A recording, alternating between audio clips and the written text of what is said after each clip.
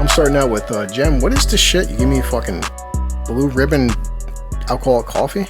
PBR hard coffee. Yeah, it's not bad, but like, why are you drinking it for? Because I was on a 2-day binger, and I'm not even drinking that right now. I'm drinking milk because I'm dying.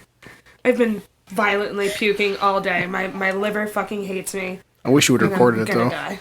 Why do you want her to record her for the fucking comedy. Because like, so last time you got violently puking, I wish to God I had a time machine to fucking record that shit. Because like, holy crap! It said just universally a person shake violently as you're fucking talking and stuff like, and projectile vomiting. Like, I would say that's a good time. Okay, but as someone who has projectile vomited like 3 different times, twice on people.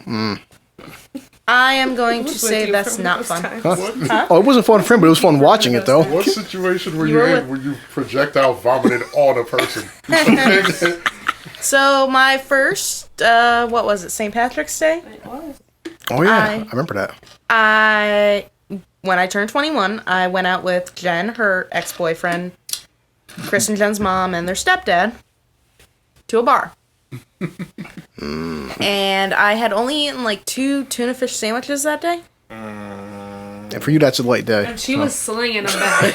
Oh, yeah. Slinging them back. Redheaded slut shots. Just. Jesus. And I was like, holy fuck, man. Like, she's. Shots of Jameson, redheaded slut. She could take all of it. Freaking, what was it? Oh, now he shows up. Jesus. Go sit next to Junior. You have to sit next to Junior. We started, like, it's literally been 30 seconds, so, like, well... Partially gay for Junior, so... that makes sense. What the fuck? Before I finish story, so, like, so, what are you drinking? Your beer again? I have my regular Bud Light Lime. I may take some of Al's wine tonight. Yeah, even though you hate him, but still. I don't hate Al. You hate him because he's got wine, that's why? I don't hate Al. I don't really hate any of you guys. I just... Except for me. Yeah. No, Junior, I don't really even hate Junior. The only one I think I really do strongly dislike... It's probably me. ...is Elliot. Oh, Jesus. Yeah, I know. Jesus That's Christ. perfectly fine. Al, what are you drinking? Gajo family strawberry sweet wine. Dad, the way you pour that in that cup telling is you. so smooth. Listen, Look. No. Just listen. I wish I looked at a woman like that. Shh. He's pouring. Look at that. It's so smooth. Like, just the way he pours it into that steel mug is just so, like, just authentic. Like, you know you're drinking some good shit. You know what's funny? I'm not typically a wine drinker. Like, I never thought I'd find a wine to be like, Oh, so now you're pretending it's liquor? But this is actually delicious. This shit is good. Alright, so what the hell is, well, Elliot just popped up. We got, the only thing, I got this peach, this shit right here. This is peach friggin', what is it, New Amsterdam. Oh, God, I had the watermelon kind. Yeah. Damn, he's reaching into that bag. The fuck he got in What there? the fuck? Jesus He got Christ. Red Bush. Jeez. Bushmills Red Bush. Hey, Is that what you like to eat? The word bush was used way too many times right there. I caught that joke, Junior. Like, it sounds like to eat. Bushmills. You like to eat Red Bush? Red Bush. So what the fuck? What the hell you drinking? Oh, I'm drinking some fucking sake, bitches. Hell yeah. Oh, it goes down so smooth and it tastes so delicious. That sake, just to see. Because I've had sake before several times, but I've never enjoyed it. What the fuck?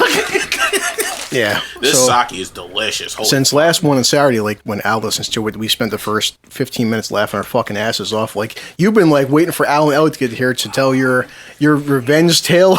Yes. Some shit like. Yes. And you've got plenty of sake in you, so. Oh. Because it was cool that. See, though, should he be drinking sake for a story about his dad? Oh. He should be drinking Fireball. If we knew where the Fireball was. Well, this apparently this story made him happy, so. Oh, yes, it did. But the fact that I've got a bunch of news stories we didn't finish, which is kind of comical for the most part, but like, before we get into the news stories, let Junior do his thing. All right. Here's the thing, all right? Now, as you know from the last episode, I made fun of that fat piece of shit a lot. So, I have a couple but this one topples all of them. All right, now get ready for this. Now, I'm pretty sure you guys are aware of Funplex, that little park that's in East Greenbush, right? Mm-hmm. This is a place that is marked as my place that I got revenge on this fat piece of shit. Now, here's what happened. What a son. Get ready for this, right? So, as you know, there's go-karts there that you can ride on, right? There's no actual weight limit that's on them. So they don't actually like specify the weight limit that's on them. But let's be realistic. You can't be too fucking big.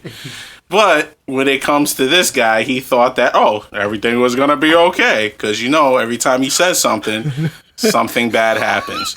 So we get to the go-karts.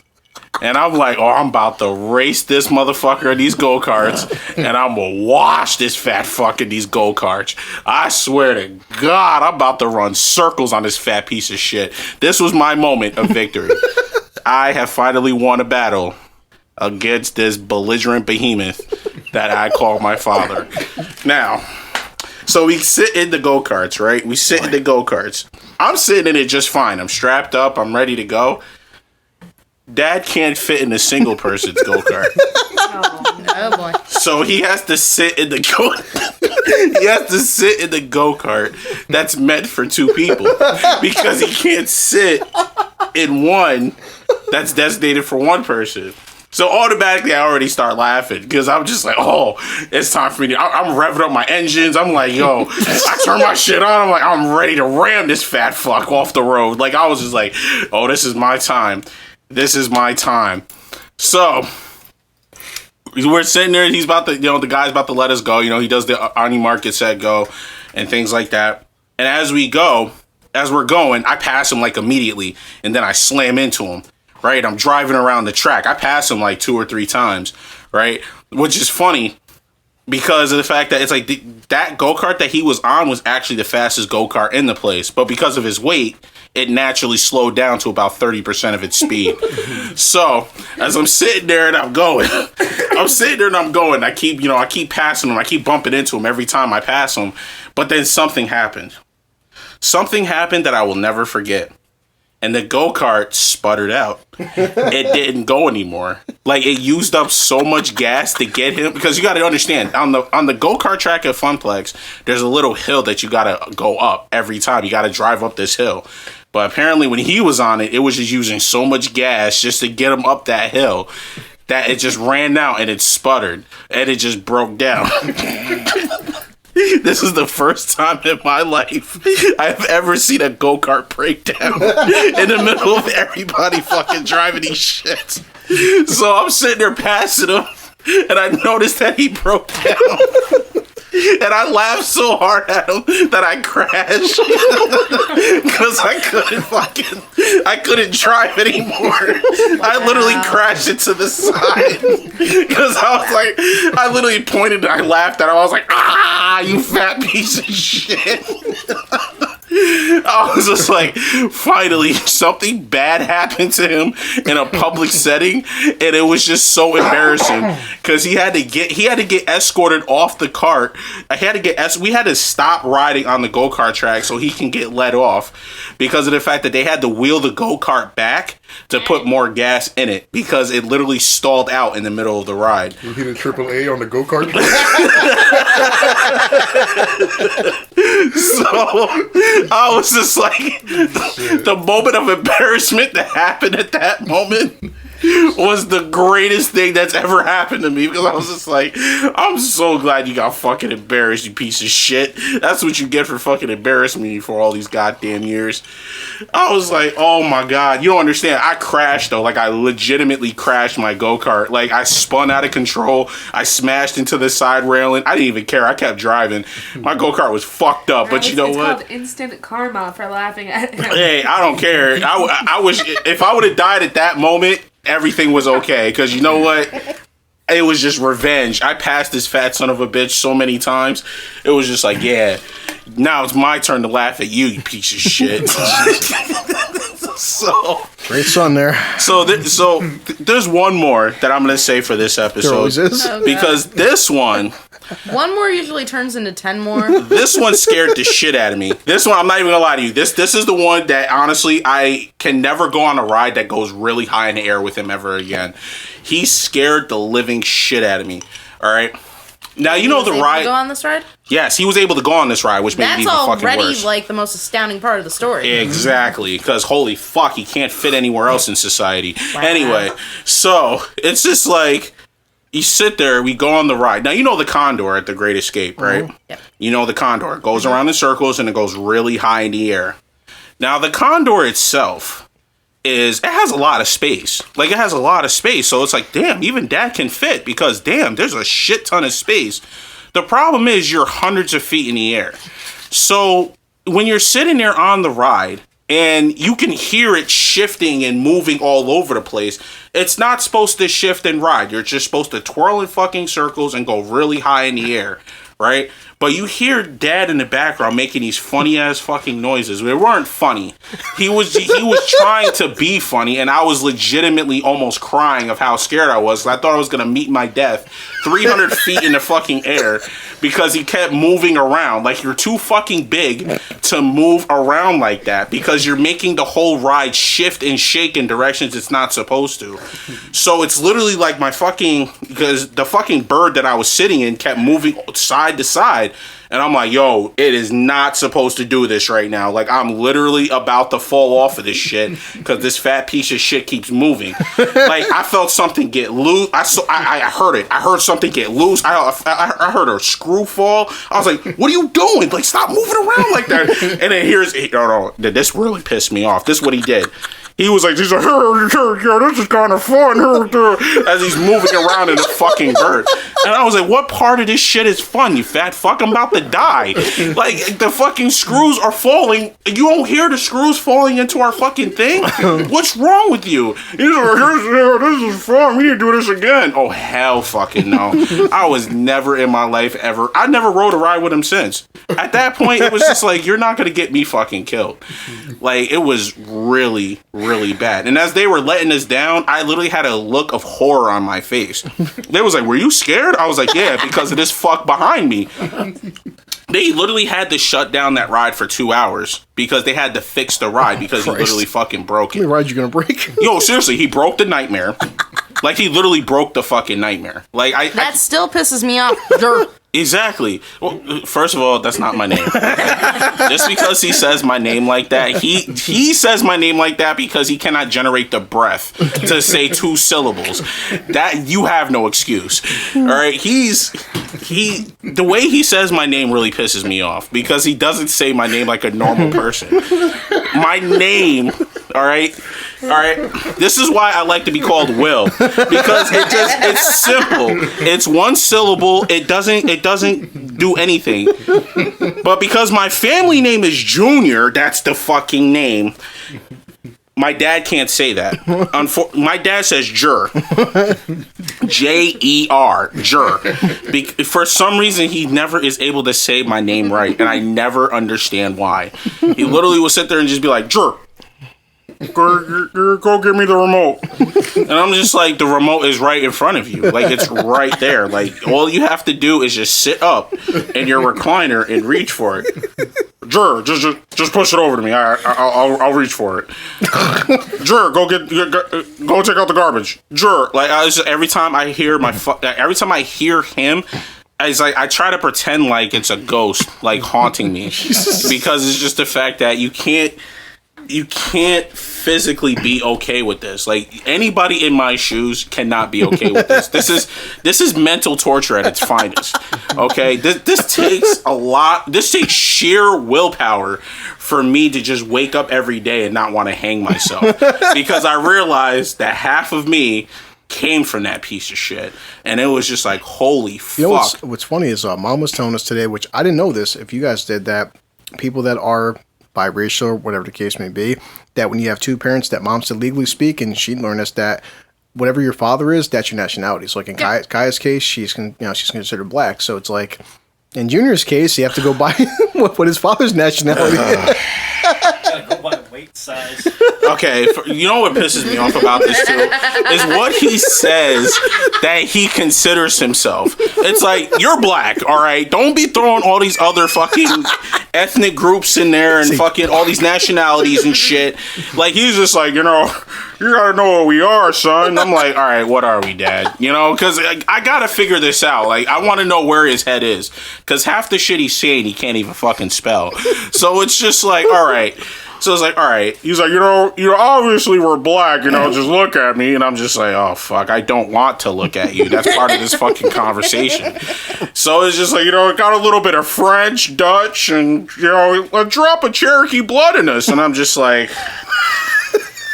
I'm like, a drop of Cherokee blood. Like, is there some sort of percentage I should be aware of? Like, what is it? No, just a drop of Cherokee blood. You know how your skin turns red in the sun? Yeah, that's your key right there. That's the key, your Cherokee.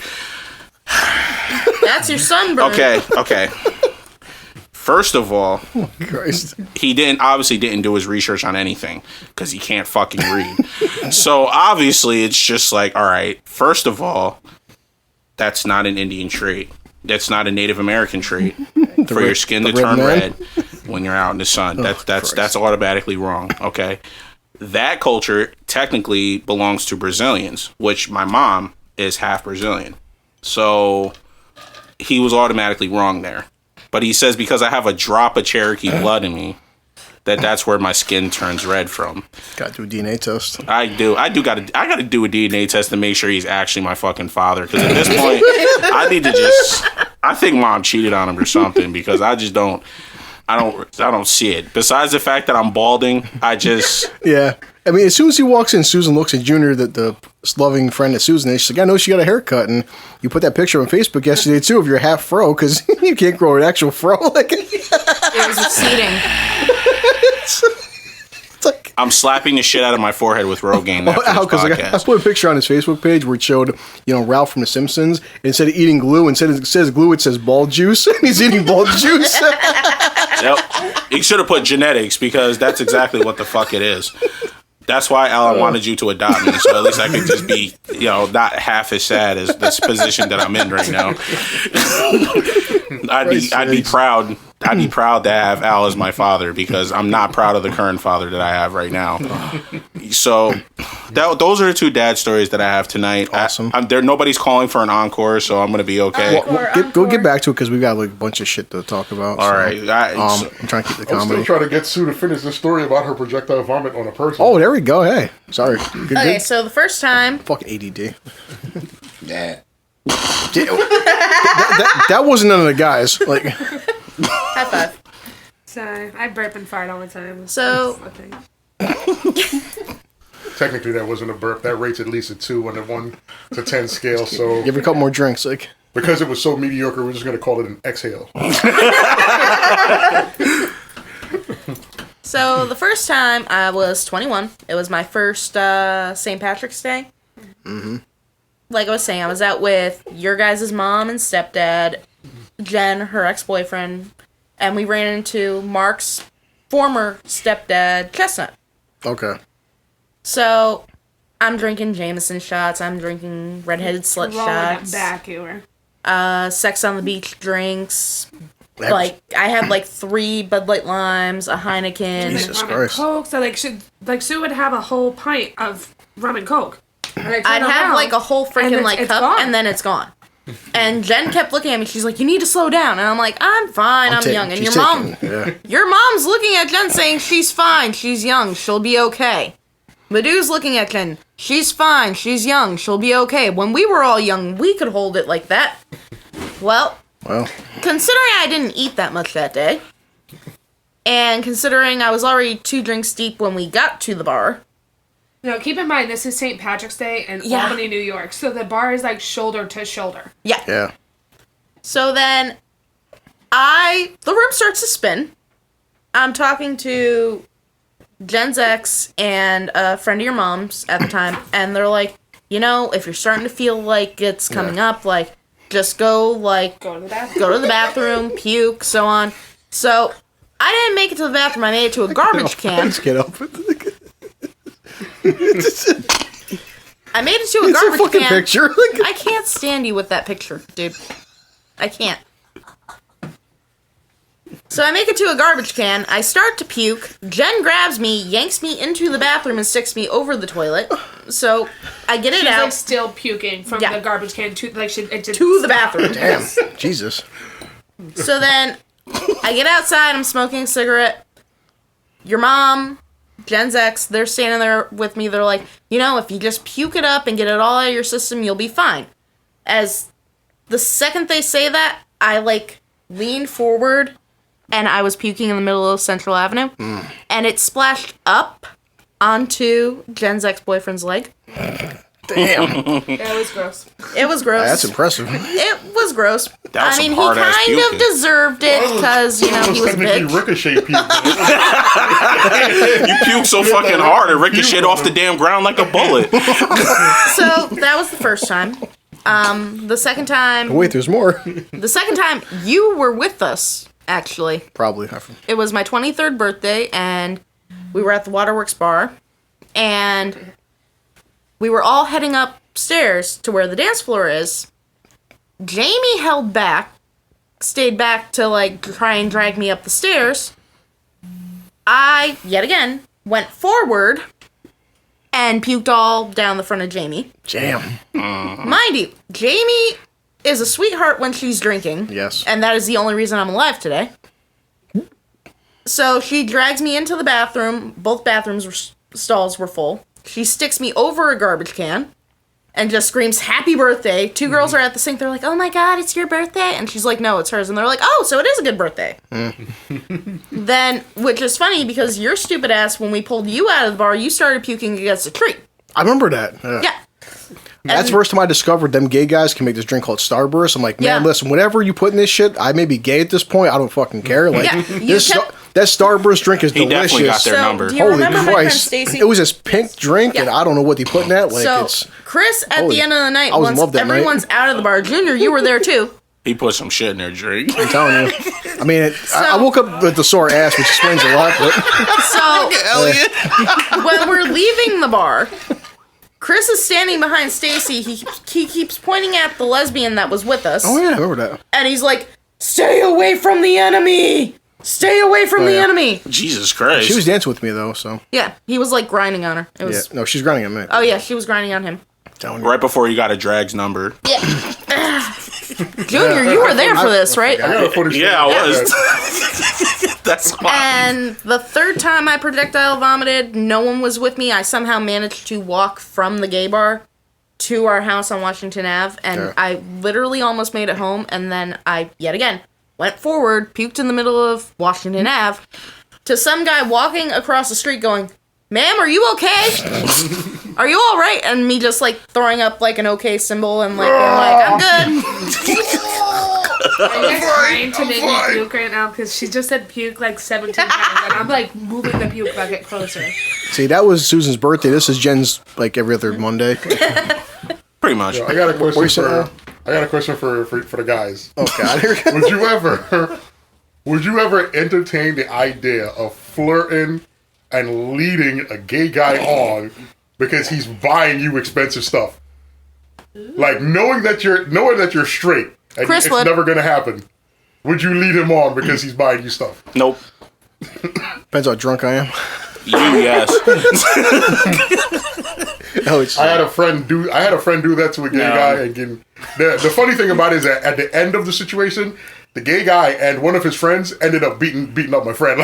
shit. They beat Wow. him up. Yeah. But he deserved it, because for a span of 3 months, he let this guy on, Oh, shit. knowing that it wasn't going to happen, because he's not gay. He's not bisexual. He's not gay.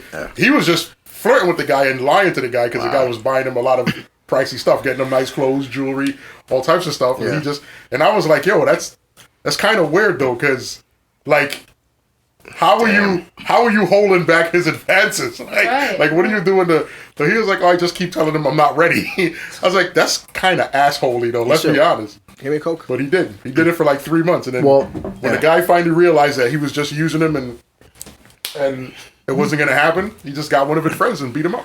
Well, you know what's funny about that, though? But see, how often does it happen the opposite way? Yeah.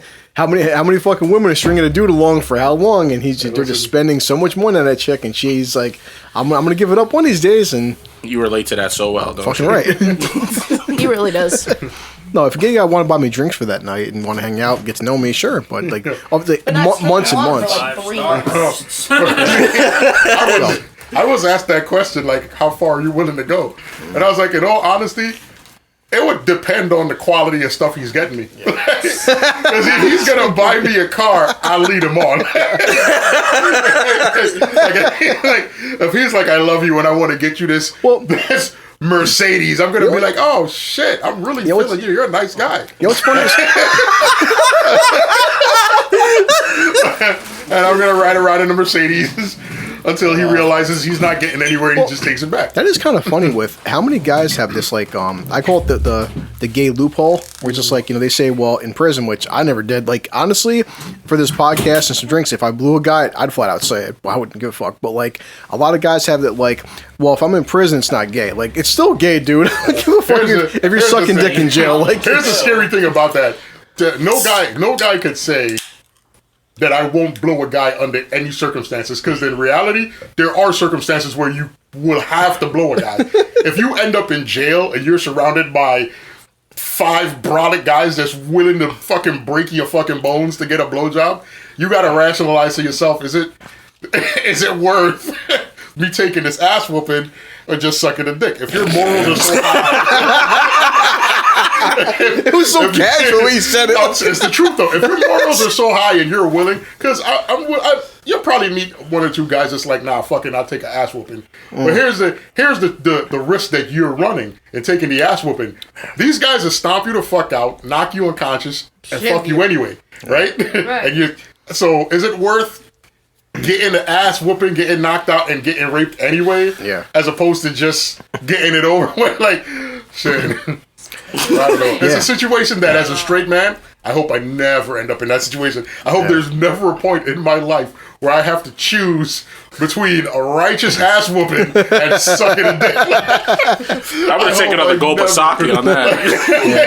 I hope I never I've heard guys in that situation. Guys made that joke, but they say, like, there's no such thing as a bad blowjob, and it's like, or there's no such thing as, like, it's not gay if you're the one getting your dick sucked, but it's like those loopholes they make for themselves. Like, dude, it's like, I don't care if I judge you, but, like, don't act like if a guy's blowing you, it's not gay. It's not gay because he's sucking my dick. It's then again, it's gay. Like, Matt did say you were his bitch. Huh? Matt did say you were his bitch. That makes sense.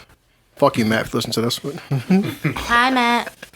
Matt's a good-looking guy. So. He is a good-looking guy. He's definitely a prime example of somebody I would talk later podcasts about, that Matt had a horrible incident happen to him, and I don't want to get too drunk about it, but he's an awesome human being where he had a fucked up situation where it's like, the short version is he got drunk, blacked out, hit somebody, and the person died and shit. And, like, that becomes the moral question of, like, how much time do you give this individual? And it's at some point, how much time passes where it's like, does this person deserve forgiveness? Because as somebody, I to this day consider this man a friend. I've seen the mental, like, anguish he's gone through, and he legit, like, there isn't a single day for the rest of his fucking life he's gonna regret this shit. And I've seen it. You know what's fucked up about that situation is that everybody in that situation is hurt. Like, because he didn't mean to do it. He was drunk and it happened. But the problem becomes, what about the people that care about the person? I'll talk about now. Yeah, no. They're in a whole different place. I've shared fucking Matt the link to this podcast. Talked to him. I've known this guy. He got out 2 years after I got out, and I met him. I always tell people who ask that prison to me is fucked up as it sounds. It's just like high school. In fact, high school right now is more dangerous than prison, because at least in prison, the inmates don't have access to machine guns. You're at more risk now of going to school than you are in prison. But you do meet a lot of friends. Some friends you stay in contact with, some you don't. But Matt was a person where he got a charge for, I think it was 8 to 12, which too, this is why I keep telling people that when it comes to the legal system, I've seen guys with the exact same charges, Matt, get 3 to 5 or like 1 to 3. He got 8 to 12. So it's like, who decides? It's your lawyer, the color of your fucking skin, the judge. There's all kinds of factors.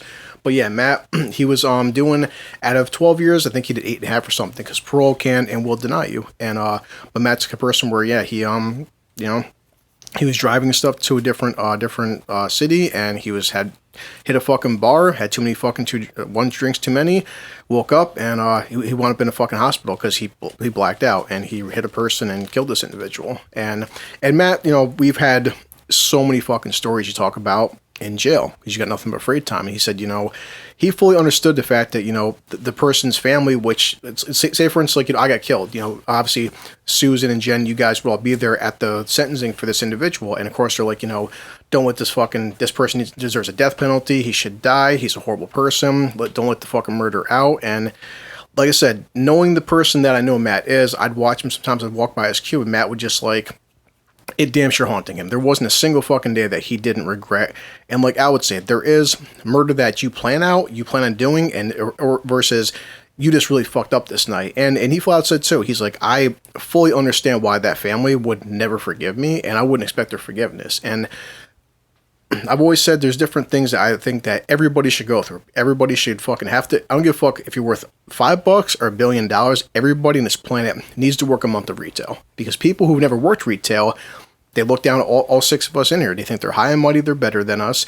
They don't understand what the common working man goes through. I think every single person needs to fucking spend a few weeks in jail, because people have this misconception that everybody in jail, everybody in prison is some low-life gangster pedophile piece of shit. There's not. There's a lot of good people in jail, especially fucking black people, I'm sorry to say it, that get sentenced for shit that, come on, there's guys who act back in the day until the Rockefeller laws came into place. You have a fucking ounce of weed, you can go right now to a dispensary and buy the amount of weed that not too long ago would put you in a fucking prison for 15 fucking years. I can go I can go spend $100 now at a dispensary. That $100, 15 fucking years ago would give you fucking 10 years of your life in prison. That's how fucked up our legal system is.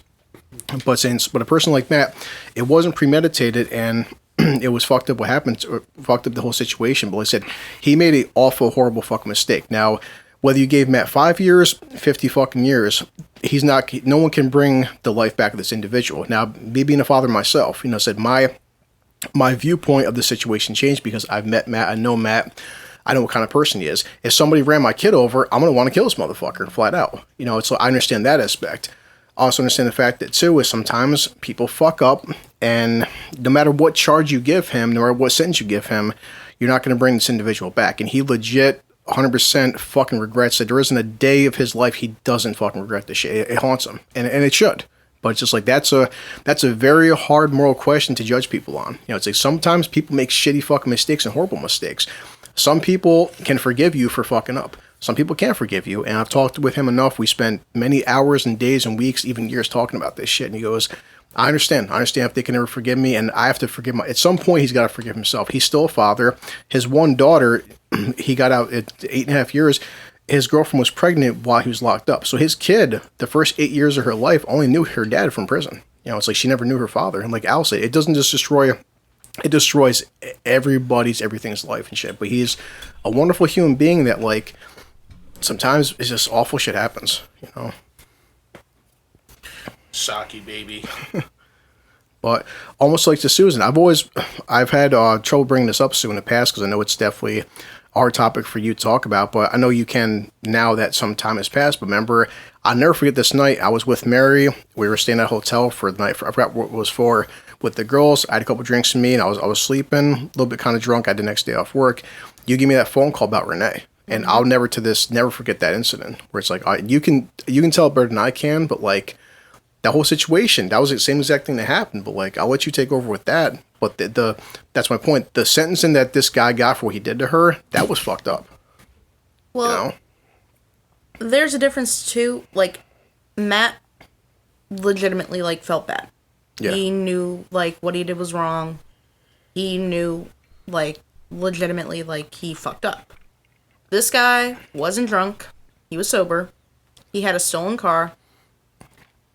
He was speeding, and he was already out on charges to begin with. Yeah. And he hit a friend of ours as she was crossing Central Avenue right up by Ralph's Tavern.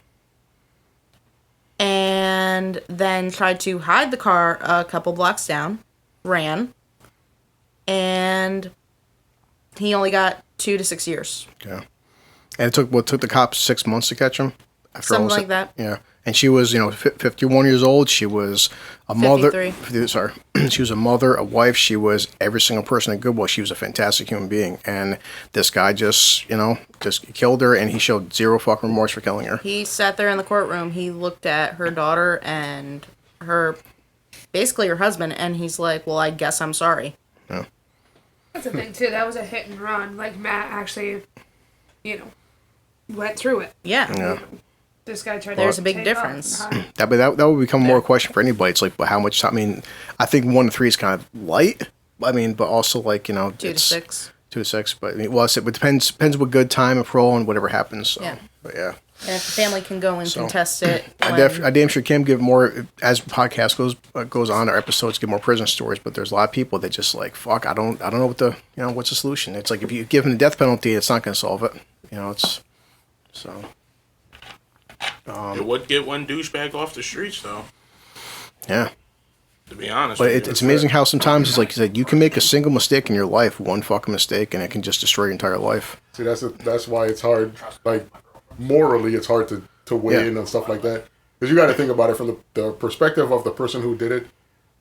If the person is a douchebag that doesn't give a fuck, then I mean, like, stiff penalty. Yeah. 100%. If it's somebody who genuinely you can see this person is affected by what he did, then you might feel different about the way you apply the punishment. Yeah. But the reality is, the people that are connected to the victim are always the ones that hurt the most. Because now, like you said, that woman was a mother, she was a wife. People are hurt because she's gone. Yeah. And regardless of how the person that took that person away feels, the family still has to deal with, my mother is gone, my grandmother is gone, my sister is gone, my aunt is gone, whoever she is to that person, she's gone. They still got to deal with that. Yeah. And it's hard to expect people to not feel animosity towards you, because I'm going to be honest with you. If you hurt somebody that I love, I'm not going to care how sorry you are. Yeah. I'm going to want you fucking dead, But is it fair to just rely on how I feel? Because it's natural for me to feel angry if you hurt my loved ones. Yeah. No, and that's it. I've talked with, we've had endless conversations. I mean, and this is, from my standpoint, this is a man that said he's for me, a awesome friend, a awesome father, a fucking great, like, boyfriend. He's a wonderful human being. And I feel like, I said, from my viewpoint, that's somebody that he's a legit good fucking human being that just made one night a terrible fucking mistake. But also said, talking to Matt, and this is the problem with society, is you can't like have somebody check on him every single fucking week to judge his character and judge how guilty he is. But I said, but from my standpoint, I can tell you flat out, I would swear this on a stack of Bibles on my kid's life. He's legit fucking sorry. And so that also comes into play for the people that care about him, because they're going to feel like, okay, he made a mistake, but should his life now be ruined because of a mistake that he clearly feels bad about? And like I said, and he's still a father. He's still a father. He's still a son. And like, no, like I was saying, like Matt's first person to say, he goes, trust me, Chris. There's this man's family. I understand. I could never ask for the forgiveness, because how, again, being a father himself, what if somebody killed one of his kids? He goes, I understand. It's just he's one of them very rare situations where it's like, it's not clean cut. It's very fucked up. Like, but that's what I said. But from my standpoint, I mean, and I've talked to him, I've actually visited him since, like, on the fucking red, since he's been out of prison. He's done everything he can to be a great human being, and just like, but said, I know I was with you the one time. Yeah, but he's a good looking fucking dude. He's a great guy, like I said. But I can honestly fucking say, to the day he dies, it's not gonna fucking. It's like it's always gonna haunt him. It's like, and I could say for 100% certainty, if he could take that back, he would honestly take the fucking back. But just the problem with our legal system is, for every fucking Matt, you've got 20 guys who don't give a fuck. And that's the difference between a mistake and a choice. Because if you go around and you make that mistake of, like what Matt did, that's a mistake, and then in the other situation that Susan was talking about, that's a choice. Yeah. You chose to do that. You know what I'm saying? You chose to do that, and the consequence was you took the life of a known friend. Yeah. And that is something, when that sentencing is fucked up, you know what I'm saying? Because that was a choice that he made to do that. That wasn't something that he did by mistake, you know what I'm saying? Yeah. Like, there's a lot of crimes that you see people, like, when they, like, even just out here, just around here in this neighborhood, you see, like, people getting robbed, people getting, this one dude got stabbed. And the one girl that got stabbed up in Crossgates Mall, and that girl got arrested for that. And that was a choice. You know what I'm saying? Like, everything that's been happening, like all these crimes and stuff like that people see, it's just like, you can't sit there and say, oh, it was a mistake. You know what I'm saying? Like that. But when you see, like obviously with Matt, it was just like, it was a genuine regret for his actions. You know what I'm saying? A genuine regret for something that, it wasn't a totally preventable situation, and he completely regretted his decision. And that's the difference between the mistake and a choice. Which is why, so we can joke all day and it can be a stigma, but this is why a lot of fucking, especially when I was still in county jail, California just passed this fucking law, the 3 strikes. If you are caught, but before this happened, I was reading in newspapers some articles, guys got 25 DWIs. You know, it's just like, holy fuck, guys. Like, at some point, like, yo, when is the first 24 weren't enough? You know, so there's a situation that I want to talk to you about, but I'm not going to do it on the podcast. Right. We're going to wait till after we're done. But when I was still in county jail, because in county jail, I'd read the newspaper. For me, I would just laugh because I would see my charge. I'd see like this one guy. I have no problem talking about what's happened to me. This guy was a counselor. He was a counselor for kids, and like anywhere from like 8 years old to 16 years old, he was a counselor to help kids recovering from being molested. Then of course they catch this guy molesting a bunch of kids, and it wasn't just men, it was boys and fucking girls, anywhere from like 8 years old to 15 years old. He fucking raped like 35 fucking kids. They gave him like a 1 to 3, and I'm like, hold on a second. You give this guy 1 to 3, and you're giving me more time for fucking marijuana, you assholes. Like, no, so that's the kind of person you take outside and you tear them apart. I don't care if people disagree. Your life is forfeit if you hurt children like that, in my eyes. I don't care who disagrees with me. Fuck those people. And what sucks too is when we transfer from jail into prison, I actually was keeping it because I spent 6 months in county jail. I would keep newspaper articles. Not as like saying I'm better than people, but I'm just like, you know, guys, I feel like I'm being kind of hit a little bit kind of hard for fucking weed, but like, and just saying too, this guy raped a bunch of fucking kids and he's getting less time than me for fucking pot. Like, but it wasn't a fucking point of like trying to one up people. But I said, you see shit like that and you're like, wow, man. Like, so, but no, so the point was when I'm reading about California, they finally fucking passed the 3 strike law. Like, if you're caught with 3 DWIs, life in prison. And just because of that, because it only takes 1 DWI, one drunken time to say it could happen to, like, none of us here are that dumb to do this shit too, but it could be 1 beer too many. You get in that fucking car and you think, hey, I'm not that drunk and I can my house is fucking 10 minutes away. That's all it takes. One fuck time. You just destroyed your life, your kid's life, your family life. Then you destroyed a whole nother events, and you know it's fucked up. Like, this is why I said the whole stigma with fucking drinking and shit, guys. Like, if you have two beers, yo, call a fucking Uber, call a cab. It's not fucking worth it. I mean, Christ. Well, the 3 strikes rule is also a means to basically say, like, at that point, if you tagged for 3 different felonies and you're in a court and you get sentenced 3 different times. This is for drinking though. Yeah, but those 3 strikes though, it was just like, you know, it was a lot more than just the whole DWI situation. It was more about, at that point you really don't have any remorse for your actions. Like, at that point, if you can sit here in this courtroom on 3 different felony charges and you know for a fact, at that point this is just your life, this is what you're about, and you have no place in society at that point. And that's what the 3 strikes rule was more based on. Even though it was true that, you know, having that many DWIs, it's like, why are you even in a public space? See, this one this 2012, which I was locked up, it says right here, as many Californians know, the 3 strikes law for DUI sentencing laws place offenders behind bars. A third conviction results in a mandatory prison sentence of 25 years to life. It was enacted in 1994, but adapted in 2012 by Proposition 36. The original law requires 25 to life mandatory sentencing for a third felony conviction. So before, that was just felony convictions for violence. Then it became so, now we're also going to add to that DUIs. Because like I said beforehand, I mean, it was just fucking, even in fucking New York too, it's just guys, 15, 16 DUIs. Like, dude, how many times? Well, isn't DWI like aggravated assault anyway? So isn't it charged? Isn't it charged on the same platform as aggravated, which is like a C felony, I think? Like a C or a D felony, right? Attack with a deadly weapon or assault with a deadly weapon? Yeah, I think it was like a D or a C felony now. This is saying, let's load up, DUI/aggravated assault defense. And I'll have to look this up in a few minutes, but... Well, this is saying according to Arizona statute, a conviction of aggravated assault in Arizona can be punishable by probation, fines, jails, or even prison time, depending on the person's criminal history. So it's... What's the class crime of it, though? A Class 3 dangerous felony. So that's a Class C. But again, too, like, it's just... Again, with our great prison, our great jail system is what you're arrested for and what you're convicted for, 2 different things. Yeah. So, not to be, actually, this will be an opinion piece. I'll ask you guys now. This is not, you know, political or dour, but Have you guys heard about, so the cop that was charged for killing George Floyd, and this is not anything political or nothing, he still is apparently eligible for a pension. And a lot of people feel certain... Eligible for what? A pension. Oh. Because he still had like 25 years on the fucking force, and I'll find the stats in a second. But how do you feel about this guy still getting a pension? Well, first off, he's still been charged. He's out on bail. Yeah. And I've said this before I read these stats.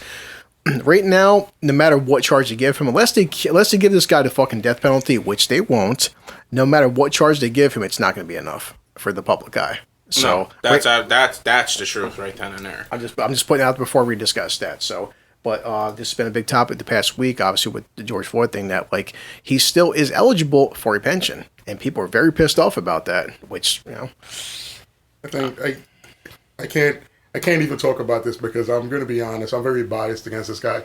This is the problem I have with this guy. It wasn't a situation where he accidentally killed somebody or he killed somebody without.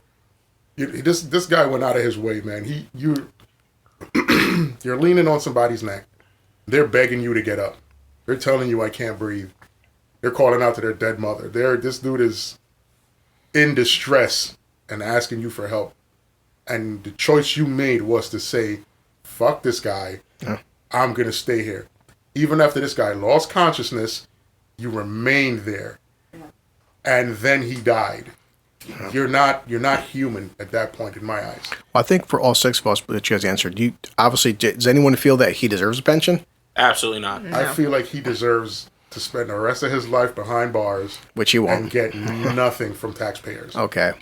So, well, according to this, says right now in Minnesota, he is charged with second-degree murder and second-degree manslaughter. If he's found guilty, he could face between 10 and 25 years behind bars. However, it has emerged that he stands to receive a very generous pension. Now, this is saying that some U.S. states prohibit issuing pensions to a person who has committed and been convicted of a serious felony crime, but this does not apply to Minnesota. So, after just under 20 years in the force, he would have been able to retire early at 55 and would have received a pension of somewhere in the region of $50,000 to $60,000 per year. If his retirement lasts 30 years, he will have received between $1.5 and $1.8 million.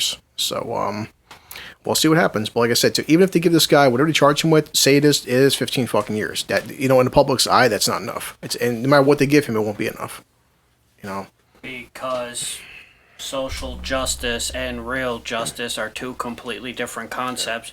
If we want to go by what people deserve to get, then unfortunately, the family of, like, your friend Matt would want him in jail for the rest of his life because their child is gone for the rest of their life. So unfortunately, we can't constantly give what people want. That would make no sense. What if someone's like, he stole from me, cut off his hands, Law of Solomon, cut off the hands of thieves? Are we going to then be like, okay, take off this dude's hand? Oh, sorry, it was his friend, but we just took this guy's hand. Well, Solomon, he's the thief. So we have to be careful. We have to put our emotions on the back burner because it's not helping. All these fires, all these deaths are proof that it's not helping. Unfortunately, the problem with justice and emotional are two completely different monsters. Here's the thing, though. They're not. They're not. Because you could say that we should separate emotions from justice. You could say that until you're blue in the face. But there's no real way to do that. When justice doesn't exist for certain people, like, nobody could justify to me. Like, there's nothing you could say to me that's going to make his actions make sense. Yeah. You could argue to me that a man that has accidentally killed somebody who feels bad about it, regardless of how the people that are hurt feel about him, you could make the argument that, you know what, you could easily see this was an accident. You could see that he regrets it. We're not going to take the rest of his life away from it because this guy isn't a career criminal. He isn't doing all this stuff. But then when you have a guy that is just blatantly out in this, that's like, it's the equivalent of having a serial killer that has killed like 30 people for no reason other than he enjoys it, and then saying to me, this guy deserves leniency because my feelings shouldn't be involved in what he's done. It's crazy. It'll sound ridiculous to me because this guy is a monster. If he's a monster and he's doing something that is clearly wrong, while people are saying to you, stop doing this, but you make the decision, fuck it, I'm going to do it anyway. That guy deserves to be punished. He doesn't regret what he's done. Even to this point, he hasn't made an apology to the family, to anybody involved. No. He's standing his ground on the fact that he thinks what he did was right. So how do you justify to me now that this guy deserves me to take my feelings out of it and let justice run its course? Justice is not going to run its course. I'm going to tell you right now. No. I would be fucking surprised if this guy got sentenced and sent to jail. It would surprise me. It would surprise me. I'd be genuinely surprised because I don't think any of the charges that they come up with are going to stick. This guy is going to walk with that murder. And the reason I feel like that, because I've seen that play out before. I've seen cops choke people to death before and beat the case. Yeah. So saying that separate your feelings from it, it's not that easy for the vast majority of people. It's like, plus, didn't he have other stuff on? Oh yeah, that's what 16. I'm not even going to get into his 16 other reports against him. 16. Well, then hit him with all that. But what I'm saying is, don't go by the mob mentality. Let's do justice. If we want justice, let's go for justice and try him for murder. Yeah, but I'm not. I'm not saying I'm gonna downplay what he did. I said it before, the guy's a goddamn monster. Let's get justice for him doing something terrible. Yeah. His actions caused this. I have never doubted that. But I'm not going to go by mob rule where they want to string him up by a pole. Let's get justice, not mob justice. Okay, so then do you agree with the fact that the police are okay to use the mob rule mentality, but we're not, but the public isn't? Because the police, when people went to protest at his house, what they did is they sent out 75 police officers to protect him in his house. There's a thing that... For protesters, not even people that came to get revenge or to fight him. Yeah. People just came out to protest in front of his house. They sent 75 armed police officers to his house. That is mob mentality. They were out there with the intent that if anybody crosses the line, they're going to use lethal force.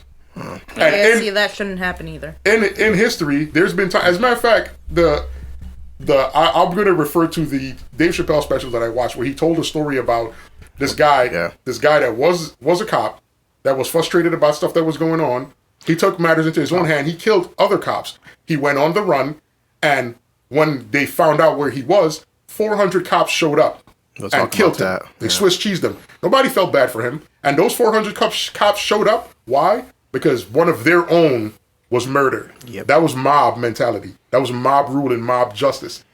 Why is it that they're allowed to do that? But now when we collectively say, hey, this is fucking crazy, now we shouldn't get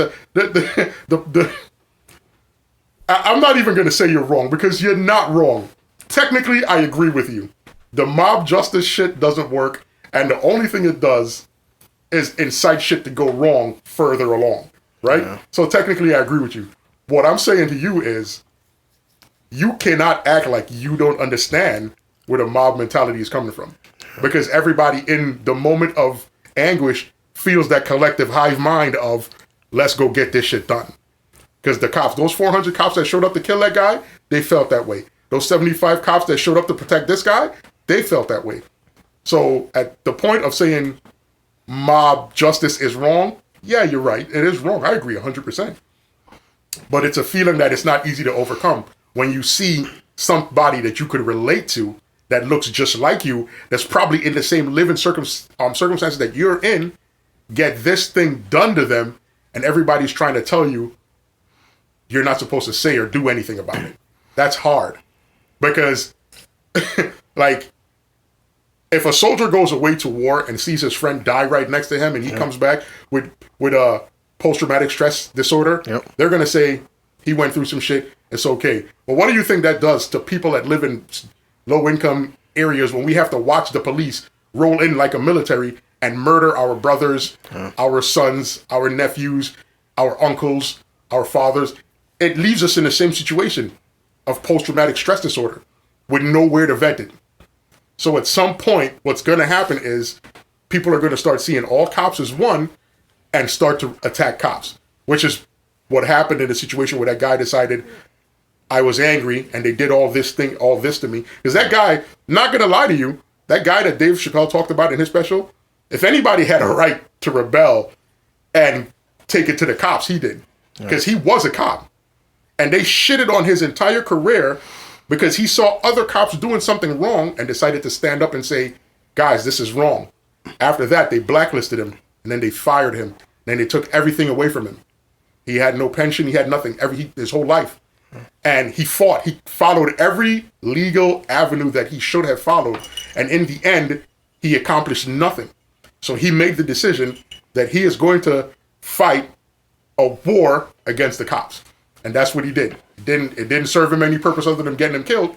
But what do you do in those situations where you could see that you are getting treated fucked up and there's nothing you could do about it? No way to vent, no way to work it out, basically. Well, Jen and Sue, you guys, because that was a good speech. Like I said, no matter what number I throw, which I'm not going to throw out a number because this is no matter what I say, but like, do you think, this is just an opinion. I mean, obviously, we all agree that this guy doesn't deserve a pension, but what do you think? Okay, his actions killed a person, innocent fucking person. Now, do you feel like the death penalty is too far? Or like, it's like Al said, the thing I'm scared about for you guys to answer is like, I am very fucking afraid that if this guy fucking gets off and nothing happens, you know what's going to happen then? Yeah. I mean, we've seen what just happened by him doing this shit. So if this motherfucker doesn't get like 30 years, like I said, I don't know what number is the answer to this too. I can't comment. I'm just saying, like, if he gets some bullshit like 5 to 10, there's gonna be a lot more fucking writing. And said, I don't know if he's gonna get 25 to fucking life, whatever. It said, this is just an opinion. That's all it is. No one's right or wrong here. But like, I'm gonna make this fucking clear because the mob mentality is, if all 6 of us don't say this, kill this motherfucker tomorrow, that's gonna offend some people because some people want this guy's fucking head. I've never been a fan of the death penalty. I'd rather see somebody in there. You know, people are gonna beat his fucking ass while he's in there. Plus, he's gonna rot for the rest of his life. Exactly. I would almost say, Junior, before you answer Susan, Jen, I think some people do deserve the death penalty. This situation, I don't know. I really don't. Well, not so much the death penalty, but he does deserve to spend the rest of his life in prison. And considering he is a very, very, very dirty cop, he's going to get the fucking piss kicked out of him a million times. He's gonna be put in the hole. He's gonna get what's coming to him. He's gonna get shivved. He's gonna become someone's bitch. He's gonna be under police protection the entire time that he's I was about to add to that, Bob. Well, you said before I said that. Yeah, because my friend, he's in the military, and he told me this at work, that a lot of people actually don't know this, but there was a thing called the Blue Wall of Silence, where it is actually instituted by the government, and it's a law that a lot of people actually don't know about, which actually protects the cops under just about any circumstance, especially when it comes to crimes. It's kind of like a partial immunity in court where they get, leniency on their sentences and things like that if they were to be convicted of any crimes. Like there was a cop that was spent I don't remember the case. There was a case that a cop did. He had a manslaughter charge and he only did about 5 years in prison. Yet there's other people, regular person like us, we hit with the manslaughter charge is 15 to life. But a cop gets 5 to 8. Yeah. Part of the police reform that people are talking about, which a lot of people aren't really talking about, they say they want police reform, but where do they want the change to actually happen? That's where the change needs to happen. The blue wall of silence needs to be torn down because of the fact that the immunities in court need to end. They need to be held accountable for their actions. That is the reform that needs to happen. The defunding of the police to reduce crime in low-income communities need to happen because there's a difference between defunding and dismantling. Yeah. These are the reforms that need to happen. The biggest one is the blue wall of silence. That is the biggest reform that needs to happen within the police community because it protects cops so much because especially within their own precincts. It protects them because it's like if a cop, let's say if there was 2 cops there, something happens with the one cop. Let's say I'm just going to call one Jeff and the other one David. Let's say Jeff commits the murder. Can we actually call them Jake and Charles? Okay, Jake and Charles then. We'll go with Jake and Charles, all right? So Jake shoots, and a random person in the head. You know what I'm saying? Just a random person in the head, just flat out cold-blooded murder because he turned his back to the cop and, he looked like he was about to run, but the cop killed him, right? Charles if Charles does not speak up on Jake's defense, Charles will be blacklisted by that police department. Yeah. Charles will be fired from that police department. Charles will lose everything. Like what you were saying, Al, about that one cop that stood up and said something. He broke the blue wall of silence by saying that. And it's a thing where you get trained to do that within these police departments, especially in police departments that are known to have cops with reports of, racial violence. And I'm not saying that, I look at both sides of the wall in this situation where it's just like, there are a lot of times when things like this happen, and there's a lot of times, a person would get beat up and then they'll file a legal suit against the police department because they got beat up and they say it happened unjustifiably.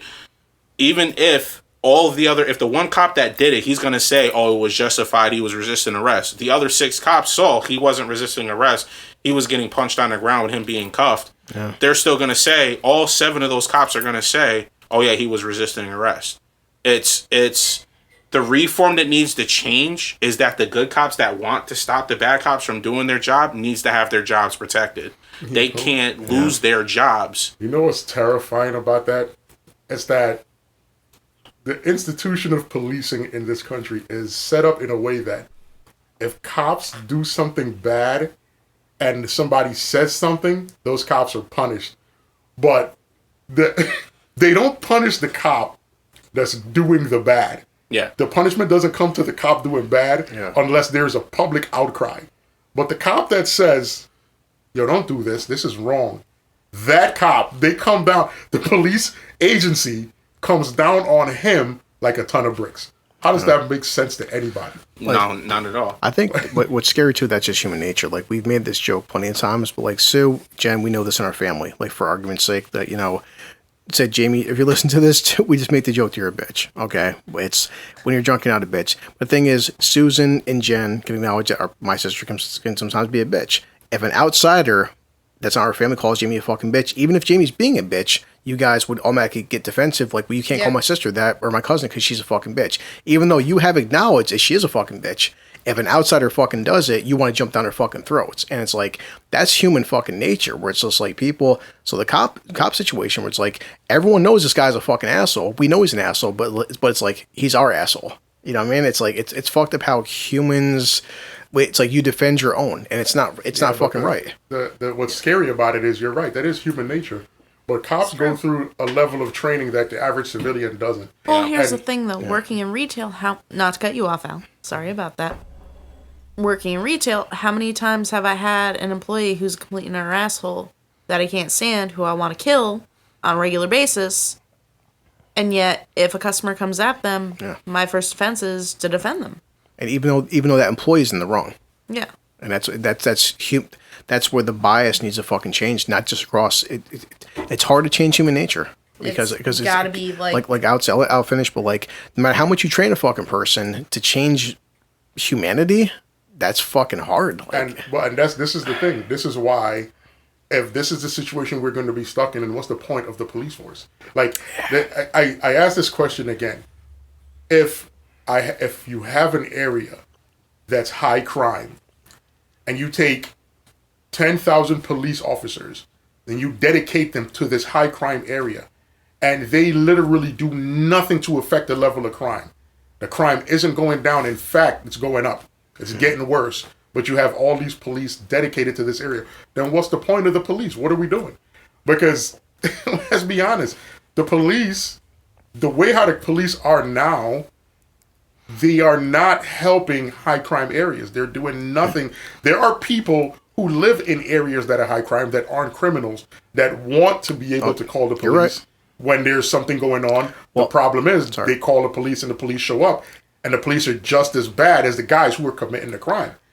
I was going to say, this happened not too long ago. Susan and Jen, and you guys can know this too. I kind of talked a little bit about this, but we had last summer, our mother, for example, we had right across the street, this guy was walking around our fucking neighborhood, and black guy, I'm just saying it because of the cops, the response, black dude, he was walking around buck naked.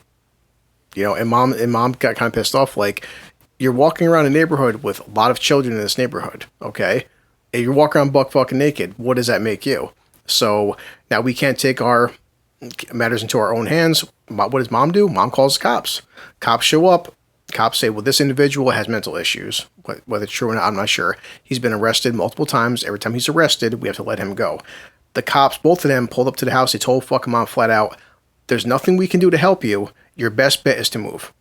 They told this to my fucking mother. We can't help you. All we can tell you is to move out of this neighborhood. And that's a situation where I talk about where defunding the police in a situation like that comes in handy in terms of you could take money and resources that are allocated to the police and put them into a different program to help people in those situations. Let's be honest, a lot of times when we call police for stuff, it's stuff that they're not equipped to deal with. Like, how many times have you seen somebody call the police for something that you know this shouldn't be? Like, there's been times where I've been at work where I've seen, like, somebody's pet randomly running around, and then guys call the cops for, like, a loose dog. Like, that's not the cop's job. Exactly. Like, there's a whole different agency that's available for that. But there's times where police are called to try to handle things where they're not equipped to do it. So, in that sense, put money towards programs for people that clearly have a mental issue where somebody could professionally help them. Yeah. Because that guy outside walking around naked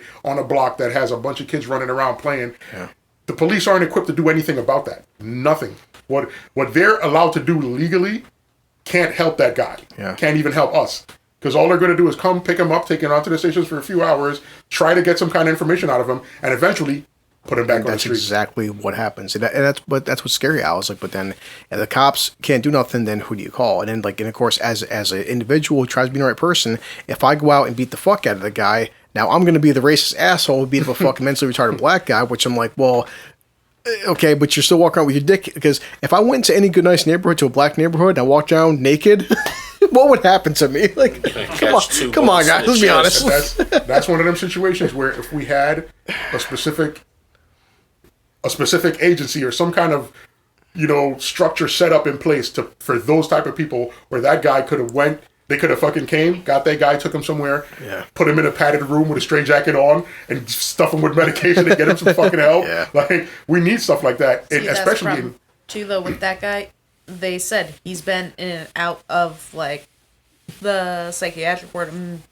good 13 times too. Yeah, I just told their mother that, like, in a situation like that, I know it may be fucked up, but until he hurts one of the kids, we can't do nothing. And that's fucking, it's even scary too, where it's like, I have to wait until this man, whether he does or not too, but what if he eventually, and this is the mentality coming from a parent, what if he eventually attacks one of the kids in neighborhoods? Then we're like, then we tell the cops, so we called you guys 5, 6, 7, 8 times about this fucking situation. This guy wanted to fucking raping one of the local kids, and like, what do you do then? It's like, this shit gets so fucking complicated, That's why I say I can understand some situations get hard to talk about too, but guys, this still is fucking blue collar because we're all workers. We don't live in the best neighborhoods, and this happens. Thank God this individual and their family, they moved away, which was great, but like, if they didn't move away, we'd still be dealing with this shit. Like, like I said, I agree 100% with putting a lot of money into the schools, putting a lot of money into the local libraries, putting a lot of money into medical facilities that could help you mentally as well as physically. Put a lot of money into the structure, whereas you're helping the citizens. For the people that actually want to go to school and learn, there are a lot of people that make the choice to take a bad path, and then there are a lot of people who take a bad path because they're out of options, right? And I say provide as much people as you can with a legit solution to a better life, as opposed to just all the wishing and hoping that you make the right choices. I think Jen's going to the bathroom. Not to say it's the same exact scenario, but like I tell this to Al, which is Susan, Junior, and Ellie know this with me, is like, part of the reason back in the 80s, my father, who grew up on the reservation, there was different issues. A lot of it was fucking drug wars and gang wars and police issues. My father didn't want to raise a son when the cops were fucking killing Indians left and right, and it's like, so too bad social media wasn't, back in 1980 what it was today, but it's like, shit was bad. So, but part of like what Dad was saying years ago, which made me laugh, was like, well, hey, look, guys, our reservation, like a lot of reservations across the country, almost like Al was saying to a fucking T, was about neighborhood opportunities. Now, The reservations are getting casinos. Casinos are fucking awesome. Casinos are going to bring revenue. Casinos are going to give Indians a lot of jobs. Actually, they're fucking not, because Dad would say, number one, right now on our reservation, which is Akwesasne, which is in up in Hogansburg, New York, which is about a 4-hour drive, most people who work in casinos, they don't actually live on the fucking res. They live outside of the fucking res. Dad's like, why is this going to happen for Chris? Because I'm like, hey, Dad, casino's getting fucking on a res. It's going to help bring out jobs. He goes, actually, it's fucking not. I'm like, why? He goes, boy, number one, to work in a casino, you can't have a felony. Jen, you know this, right? You know, he goes, what do you think 99.9% of Indians fucking have? All felonies. And I was like, because Dad's like on the reservation, and not saying that the reservation is more ghetto than the fucking area, but like, at least around here, you can go to a McDonald's or Burger King, a Dunkin' Donuts, even Chicken Shack, get a fucking job. Jen's been to the fucking res. If you live on a res, you've got two options. You either work at a cigarette factory, maybe, you work at a gas station, or you're a fucking drug runner. Because there's nothing on the fucking res to do but commit crimes or work in, and the gas stations are paying you $5 fucking an hour. He goes, that's why most fucking Indians are fucking drug criminals, because there's nothing else to fucking for in terms of employment and shit. Mm-hmm. If you leave the fucking res and go to college, if you come back to your area, there's nowhere to fucking work. Nobody who lives on the fucking res works on the fucking res. So, like, almost like Al was saying, in these fucking shitty... So, I understand where he's coming from. A lot of these fucking shitty ghetto fucking neighborhoods, if you live there, there's nowhere to fucking work. There's no opportunities. So, it's like you've got nothing else to do but commit crime. This is why the drug epidemic and the pill epidemic was plaguing the fucking res, because Indians are like, we've got nothing to do but just sit around and drink all day and do fucking drugs, because there's nothing. There's no local McDonald's to walk to. You can't go to the local fucking movie theater. You know, it's like there's nothing to do. Oh, great, we have casinos, okay? And the casino owners don't even live on the res. They're not putting revenue back in their fucking community. They all live outside of the reservation. It's like, holy fuck, guys. And that's like Ben Shapiro was saying, that a lot of people are trying to use redlining as an excuse for what's going on within these neighborhoods, but redlining was made illegal back in 1968. Yeah. So that was a good video. So the thing is that when you're defunding the police and you're putting money, like the one thing that happened in Albany High before I graduated back in 2006 was they took away like half the after school programs before I graduated. Half of them were already gone. Yeah. Like there were so many kids that were staying at Albany High after school because they had other things to do. Now hundreds of kids that were going to Albany High no longer stayed at Albany High because there's nothing there. There was like maybe like 4 or 5 after school programs that were there because the state kept cutting the funding from these public schools, including Albany High. Albany High was suffering. But now they have a whole new wing that's getting built in Albany High to try to promote smaller classrooms and things like that. But it's just like, where are the after school programs? Like, where are the community centers that used to be around where people can go to play basketball on a regular basis? You know, where was all these places that they had? Like the charter school that was on... the charter school that's on Lark Street, right? Yeah. That community center that was around the corner on 2nd Street, right there, that used to be a community center for people to go to that people went to a lot. Held contests, dances, basketball tournaments, things like that they were doing for the community. And at that time, you didn't hear a lot about what was going on because people always had something to do. The charter school claimed that community center on their property and said, well, this is technically our spot and we're using this for like gym classes and stuff like that. And now it's private property. So you keep taking things away from people and what do people have left? You keep taking opportunities away from people. What do we have left over here? Yeah. You know, you can't just expect somebody to just like, oh, I'm going to go to college for this and then come out. Well, the job placement rate on this is 20%. Okay, so I wasted 6 years of college and I'm now $350,000 in debt for a 20% chance of a job placement. Yeah. All right, that's the American dream, I guess. But people like, it's like, you know, if you're able to fund, if you're able to put things in place for people to have something to do, to have a place to vent their frustrations, to have a place for people to just do things, to put themselves out there, crime, there wouldn't be as much crime. But because there's literally nothing to do. Just go around the corner from this house. Go right around the corner. There's like a group of kids that sit there. I talked to these group of kids too.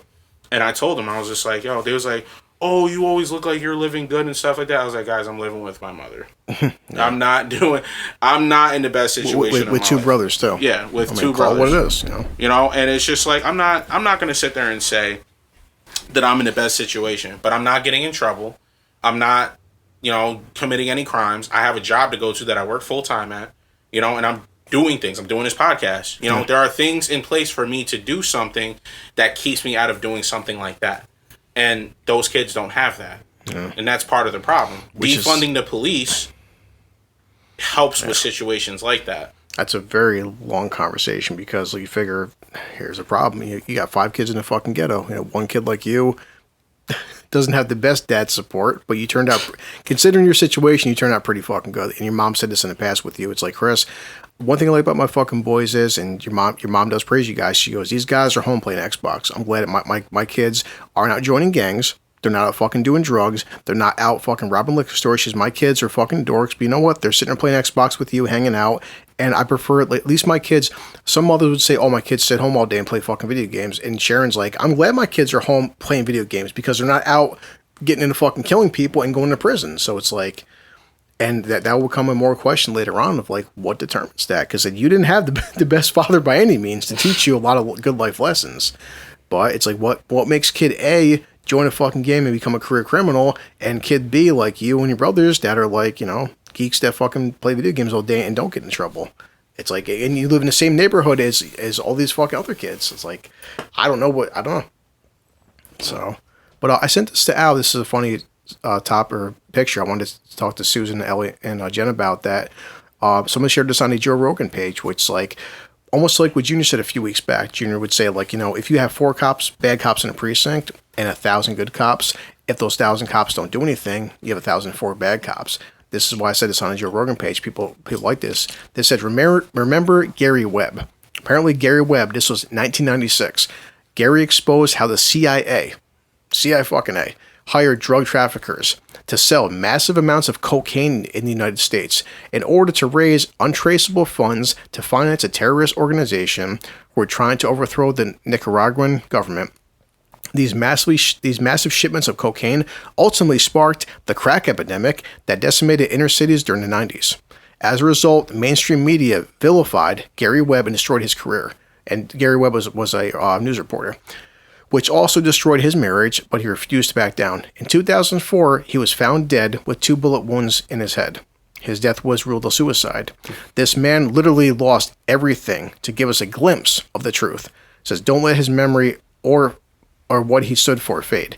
Now, I'm not a fucking forensic scientist. He shot himself twice. Most people, when they kill themselves in the head, don't shoot themselves twice in the fucking head. I don't know. Bang! Oh, I don't think I got that right. Bang! Oh, that second one really hit home. And this is what I want to talk about with the round table. So, like, Junior, you work at your fucking job. If you have a very shitty coworker and he does some horrible shit, you get him fired. Most likely he gets fired, you move on with your fucking life. Me and Al work at a fucking job. If we have a shitty coworker that's going to ruin our fucking jobs, we're going to call you the fuck out, With the police force, and we've all talked about this the past month or so, some of these fucking people, you've been friends, brothers, these people been to your fucking house. If you out these fucking people, they not only is your life in jeopardy, your kids where they go to fucking school, your wife where she fucking works. It's a very scary situation where it's like, if you are a good cop and do the right fucking thing, boy, what's going to happen to you? And Gary Webb is just one prime example out of a billion where it's like, this guy fucking exposed the CIA and fucking the crack epidemic, and they flat out, he was the Jeffrey Epstein of fucking 1996, because even Howard Stern said, Stern's like, yo, I'm not a conspiracy theorist. Even Howard's like, this Jeffrey Epstein is bullshit. I'm waiting for that list to come out. That's why a lot of people say all cops are bad, because the problem is, if you are in a situation where you're watching people do fucked up shit, but you're doing nothing, then you are, in essence, agreeing with the shit he's doing. Like, you're basically saying what he's doing is okay. Yeah. And I get it that there's a fucking high price to pay for doing the right thing. So you got to be a special type of individual to make the decision that I'm going to fucking go against the grain and call these guys out on the bullshit. But consider the fact of how many cops aren't saying anything. They're just going along with it. Yeah. Think about that. But a lot of people, fear is a motherfucker. It's like it is. Me and Al are lucky enough for Susan. It's like if Susan had a shitty employee, I'm pretty sure 99.9% of the time, no one, if you got them fired because they were shitty employees, and come here and fucking firebomb this house. You know, they're not going to fucking shoot you for walking home. The cops, I'm not saying it's justified, but a lot of people, to add to this, when I was in county jail, there was this person, I won't say his name because who knows, but he was a kid and he got bailed out after about a few weeks, and he had a domestic violence charge, but he had military tattoos. Our friend Mark, he actually went to the same spot that Mark went to. That's why we're talking for, is in Troy, and he was part of fucking military. He went to Afghanistan for about a year and a half, and he came back. He goes, Chris, dude, the stories I can tell you. I'm like, yo, I got nothing but free time. Lay it on me, dude. And he said, almost in a sense, like the military. You go to Afghanistan and you're with your fucking platoon and your head sergeant, your head fucking guy leading the platoon. He kicks down a fucking door. You know, they kill a couple fucking kids and stuff, and you're thinking, damn, you just killed a bunch of innocent kids. Don't worry about it. It's part of it and shit. Then your fucking sergeant and your fucking platoon boys, you got a wife and kids fucking back home. They take the wife who's remaining, she left over, and they decide to fucking just take turns raping her, you know? And you're sitting there like, yo, this is fucked up. I just watched you guys kill 2 kids, kill the husband that were innocent civilians in a shitty little shack house, and the 5, 6 you just took turns raping this fucking woman, then you put a bullet in her head. And you're thinking, I'm going to say something. Go ahead and say something. Go ahead and fucking rat out your sergeant or your fucking colonel or your lieutenant. Rat your whole fucking platoon out. Go ahead and fucking say something that what you just fucking witnessed. Number 1, what proof do you have? Number 2, go ahead. When your whole fucking platoon just fucking raped a woman to death and then fucking killed her and killed her fucking kids, go ahead and say something and see what happens to you. And he goes, dude, part of why I came back for it and I'm not re-enlisting, he goes, trust me, he's like, that's just one example out of many that when I was over there, I seen some shit, man. It's like some people, much like fucking police officers, some guys shouldn't join the fucking military. Some guys join the fucking military and are some serious sick fucks. But number 1, have fucking proof that these guys did this shit. Number 2, go ahead and fucking, even though this guy's a piece of shit and he's a horrible fucking person, go ahead and fucking say something. And watch what happens to, you know, your family, your fucking kids, your wife and shit too. When you get home, it's amazing how accidents can happen. And fear is a motherfucker. You know, it's like, so in that situation, what do? You know what you do is you shut the fuck up, you do your fucking tour, you come home, and you just take that shit to the grave or tell a fellow guy in jail what happened. But like, it's scary shit like that fuck goes on. So like with the whole cop situation, it's like there are a lot of fucking good cops out there that want to do the right thing, but fear, man.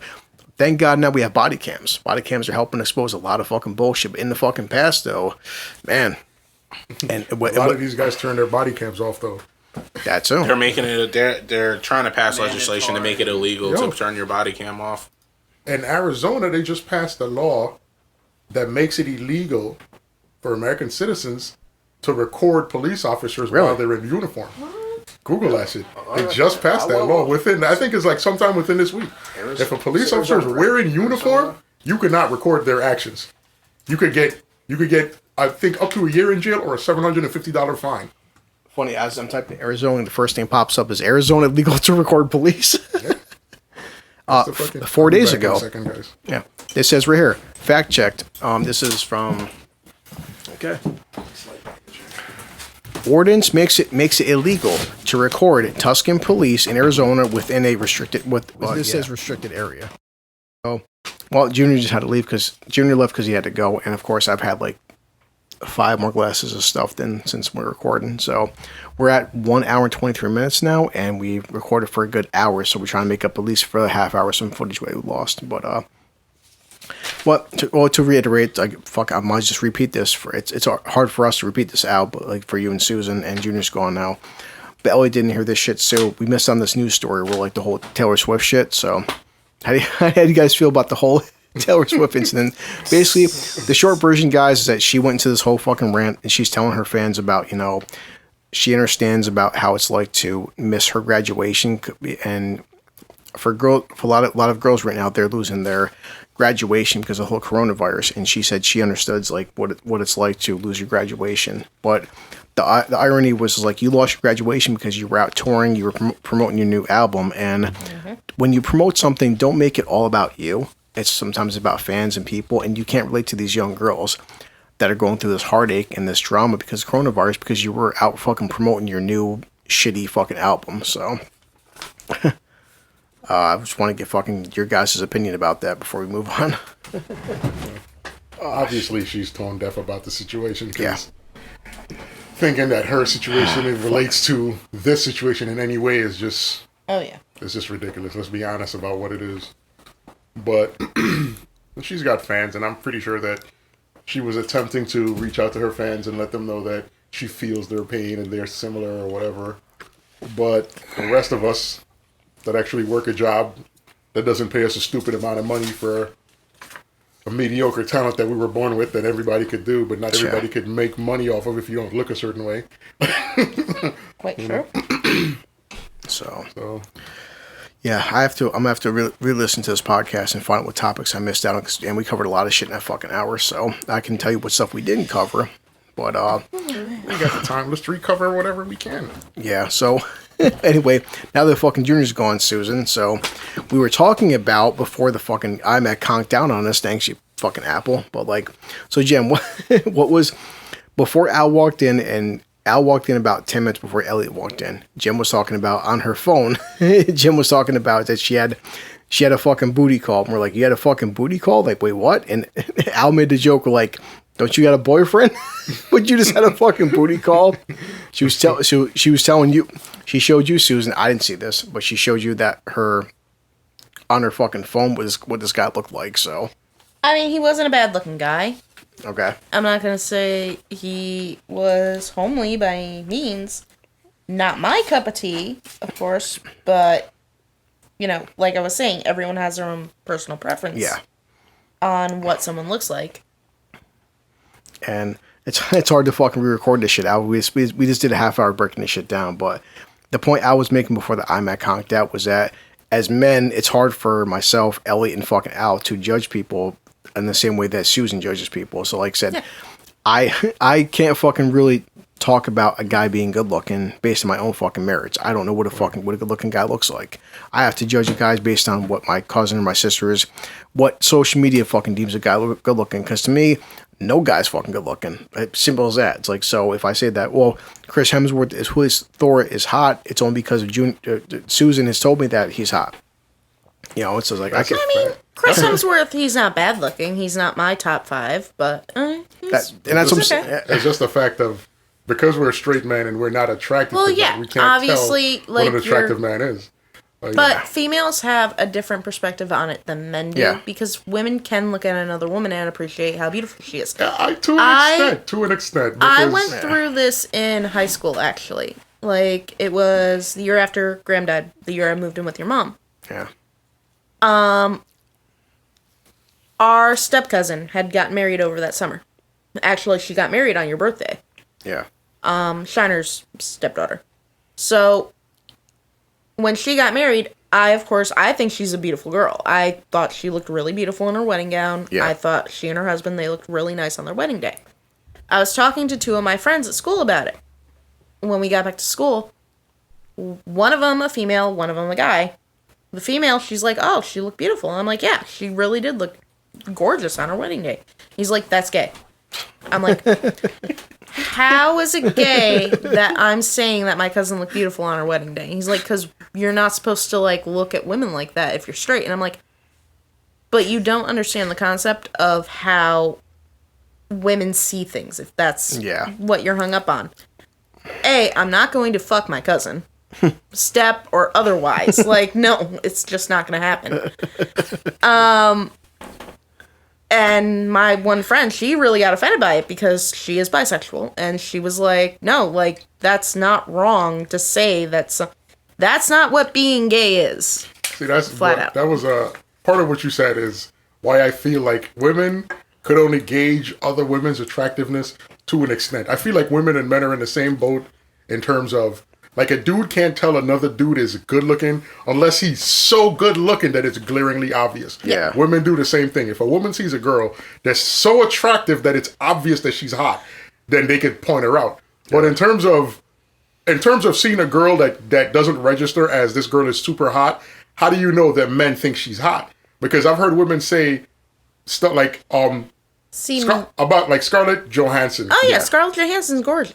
I've heard a lot of women say we don't get what men see in her. Wow. But every dude that sees her is like, oh my god, if I get a night with this chick, it's going down. Yeah. Right?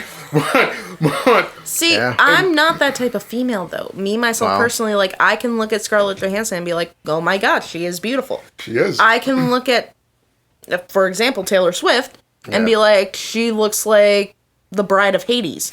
But Taylor Swift is also hot. Like if I had a chance to hit that, But it's that- going down. But that's also, like, preference, too. Like, Yeah, what that's- would you consider to be beautiful? That's the problem. Like when I was in fucking jail, my friend Chuck, if Chuck ever hears this, Chuck would have a massive crush on Taylor Swift. Matt would say fucking, he's like, Taylor Swift, he's like, dude, he's like, she looks like a fucking plucked chicken. He goes, he's like, I'm not attracted to that fucking bitch at all. So Maria Brink. More reasons Yes. as to why to love yes. Matt. Maria Brink. So, yeah, it's like I'm definitely have to re-listen to the shit tomorrow and find out what the fuck topics we missed out on, because we missed out with just Jesus Christ. We spent an hour talking about a lot of shit. So I just want to make this point before we get too far away from it. Jen, if you're doing booty calls, I am going to need your phone number. Oh, since we're doing that again, it was a race, but I told Al he's in second place because I already gave her a shot of my goodness, as she called it. And since we're redoing this, it's funny. It's funny, Al. Elliot gave both Chris and Jen a shot of his good stuff. Oh yes. And it was deleted, but I offered Sue some too, but Yeah. she just gave me that hateful But look. like, I flipped right him now. off. there was 5 Right people. now, Sue's stuck between me and Longhorn, so you're just fighting for third place here, buddy. I am not stuck between Al and Longhorn. Longhorn, if you ever hear this, understand that I want her. You are now going to have to fight. No why more did of you? that Why did halfway you leave for? nonsense. Junior's got to hear for this shit. 'Cause- Yeah. Al. Oh God, Yes. the whispering. So soft and Yes, gentle. Sue. Oh Jesus Christ! I think we have to do this Saturday. We do the whole mayo chup. We missed out the whole mayo chup.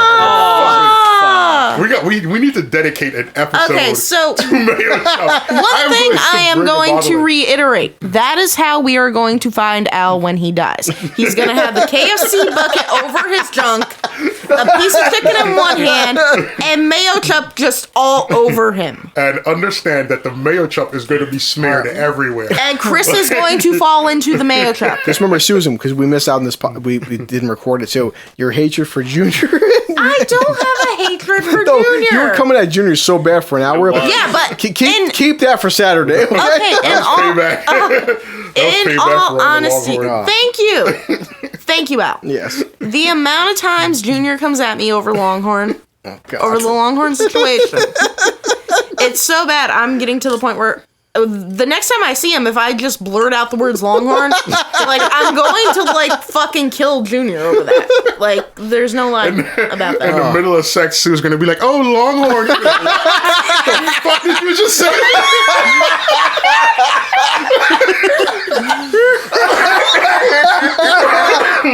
He'd probably just go with it. Yo, Junior, So, why? that's the sad Oh, part. I'm gonna kill Junior. He left to fucking play goddamn PlayStation, like or Xbox. You fucking dick. Like, you missed this shit.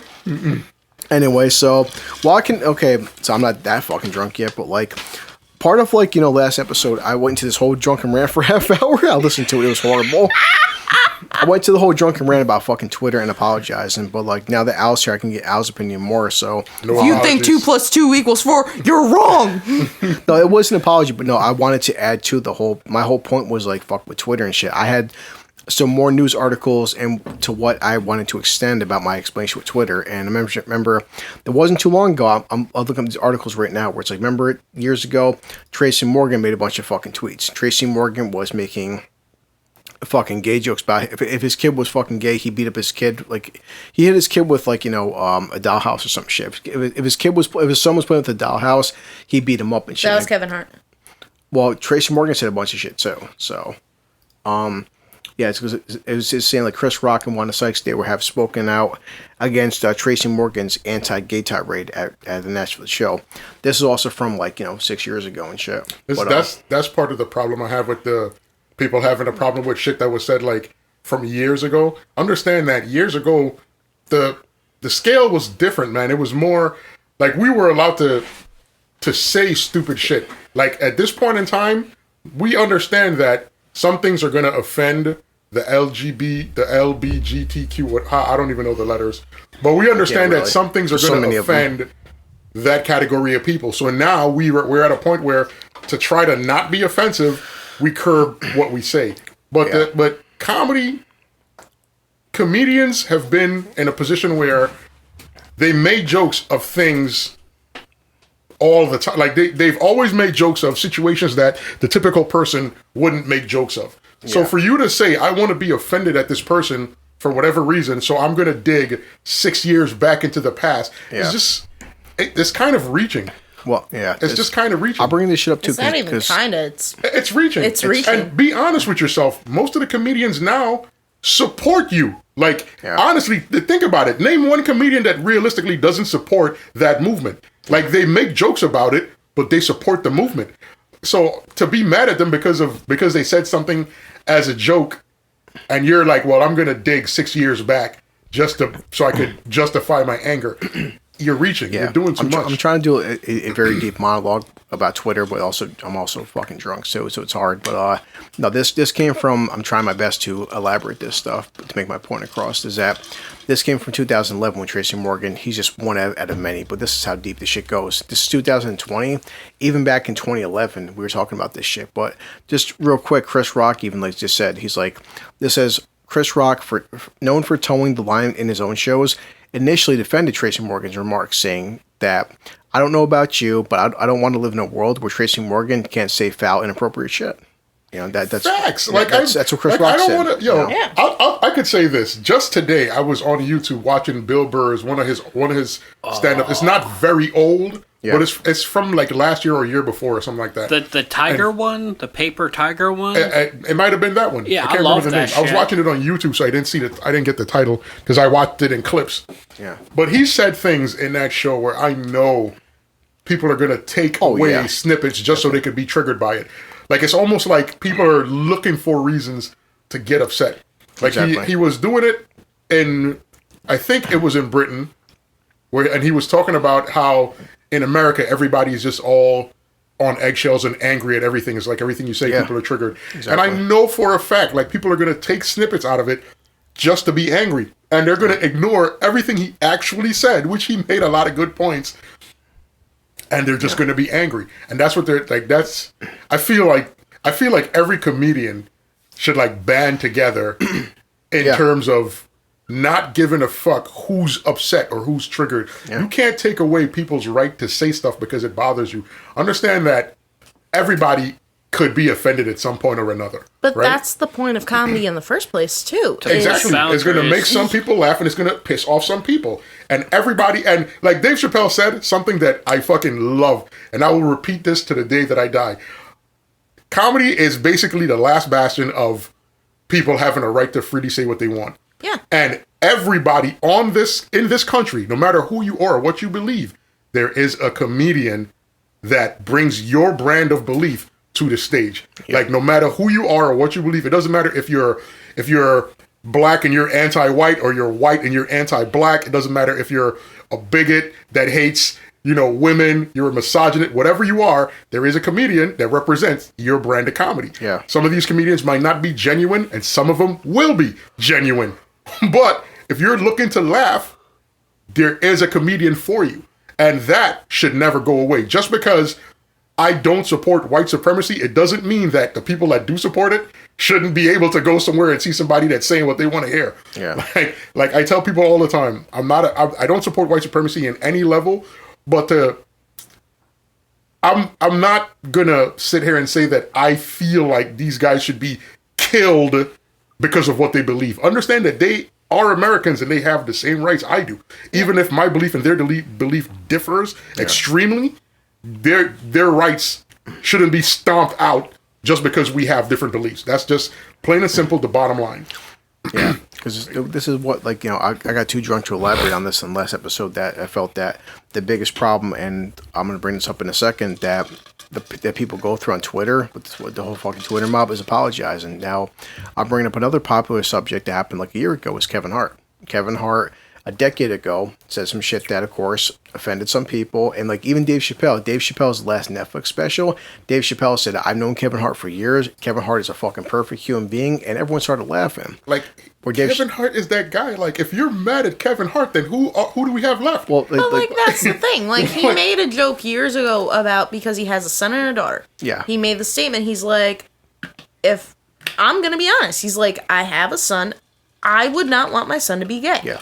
But even Dave said during his special Netflix, he goes, Kevin Hart is like one tweet away from being perfect, and everyone started busting out laughing. Now, this came out fucking last year, which is why I said Kevin Hart did a fucking kind of like an apology, whether you believe in Kevin Hart's apology or felt it's half-assed, whatever. But he came on Ellen DeGeneres' show, and he said, I apologize for the fact that this offended some people and hurt some people's feelings. Now, because of the Oscars came out too, they wanted Kevin Hart to apologize again. And he goes, no, I'm not apologizing again. Simple as that. I apologize. I'm sorry. It hurt some people. And I'm reading the tweet right now from vulture.com. It says, this was Kevin Hart saying, like, I sincerely apologize for the LGBTQ, XYZ, whatever community, for any sensitive words from my past. Following up with a second tweet saying, I'm sorry that I hurt people. That's it. And so Ellen flat out said that, this stuff is 10 years old. This is stuff I've addressed. I've talked about this. This isn't new. I've addressed it. I've apologized for it. And then Kevin Hart also claims in the clip that the coverage of the controversy, which he later calls an attack, inaccurately left out his previous apologies. But, because, of course, the Oscars came out, too. They wanted Kevin Hart to apologize yet again. Kevin Hart's like, no, I'm not going to fucking apologize again. Oscars came out and said, well, if you don't apologize again, you're not going to host the Oscars. He's like, you know what, then? I'm not going to host the fucking Oscars. This was the first year the Oscars had no fucking host. And I'm like, and I don't feel like he needs to apologize a second fucking time. First off, I don't believe he needed to apologize the first time. This is my fucking point with fucking Twitter. People said that, when it comes to the whole fucking Twitter mob and shit, it's like, when you make an apology, you're not making an apology the fact that you're sorry. It's the fact that you got fucking caught. And the fact that you got fucking caught, you're not writing your own personal apology. It's some PR publicist who's writing it for you. Yeah. Because you're not actually fucking sorry. Now, this is why I've also fucking said, if you believe in something, no matter what this situation is, it's like, especially when it comes to fucking comedy, stand your fucking ground. Because even after you apologize, these people, they don't give a fuck. They truly fucking don't. And that's the thing is, if you believe something and you stand firmly on it, and you don't apologize, you're going to piss people off. But even if you apologize, they don't care. You apologize, and it's like putting blood in the water for sharks. Exactly. So you apologize, and now they want more blood. Now they want more. They want you to do more. They basically, even after you say, yo, I'm sorry, they still want to end your career. And how is that fair? How does that justify? Like, how do you justify that? But in all honesty, in Kevin Hart's defense on this topic, now, more women are prone to being very open when it comes to, like, if my kid comes out and says, hey, Mom, I'm gay. Hey, Mom, I'm into girls. Hey, Mom, I'm into boys. More women are more understanding when it comes to it. And I agree with you, but I think it's sad that we're in that situation. Because... But... We're in 2020. True. Very true. The homophobia doesn't make sense anymore. But here's the thing. Most men, when they have a son, specifically if they have a son, what's the first thing you're thinking of? And I get it. Like, I'm not saying right or wrong, but I see where he's coming from. I get it, because men feel that way. Like, if you have a son, the one thing you don't want is for your son to be gay. Like, you don't want your son to exhibit any signs of weakness. Especially if it's, like, your only son. Like, if you have, like, 10 sons... I'm not going to lie about that. I have a son. It's... Yeah. Don't apologize. If you have one son, like, you're obviously going to be like, this is the kid that's going to... Like, this is my namesake. Yeah, he represents you, regardless of what anybody tells you. Your son represents you as a man. And the thing is,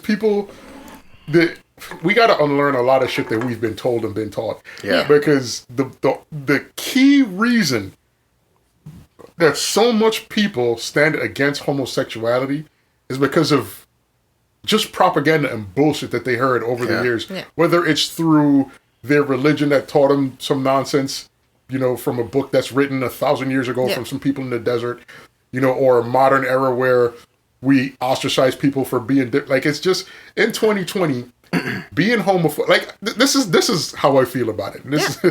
Being homophobic, being a racist, being a misogynist in 2020 doesn't make sense. It does. There's no benefit to it. I get doesn't. But like I was saying, like, through his perspective as a father, like, if he's sitting there, he could have, like, 20 guys who he's friends with, and they're all gay. But if it's his son... I get it. I do get it. But the problem becomes, if you hold fast to that belief, what happens if your son is actually gay? If his son actually does turn out to be gay, like, I can't speak for Kevin Hart. I don't know him personally. Yeah. I could say personally, Chris, would your opinion change where Christian's concerned? Would you still love your son unconditionally? I'll voice it in a second, but yeah, like you said, this is the problem with comedy.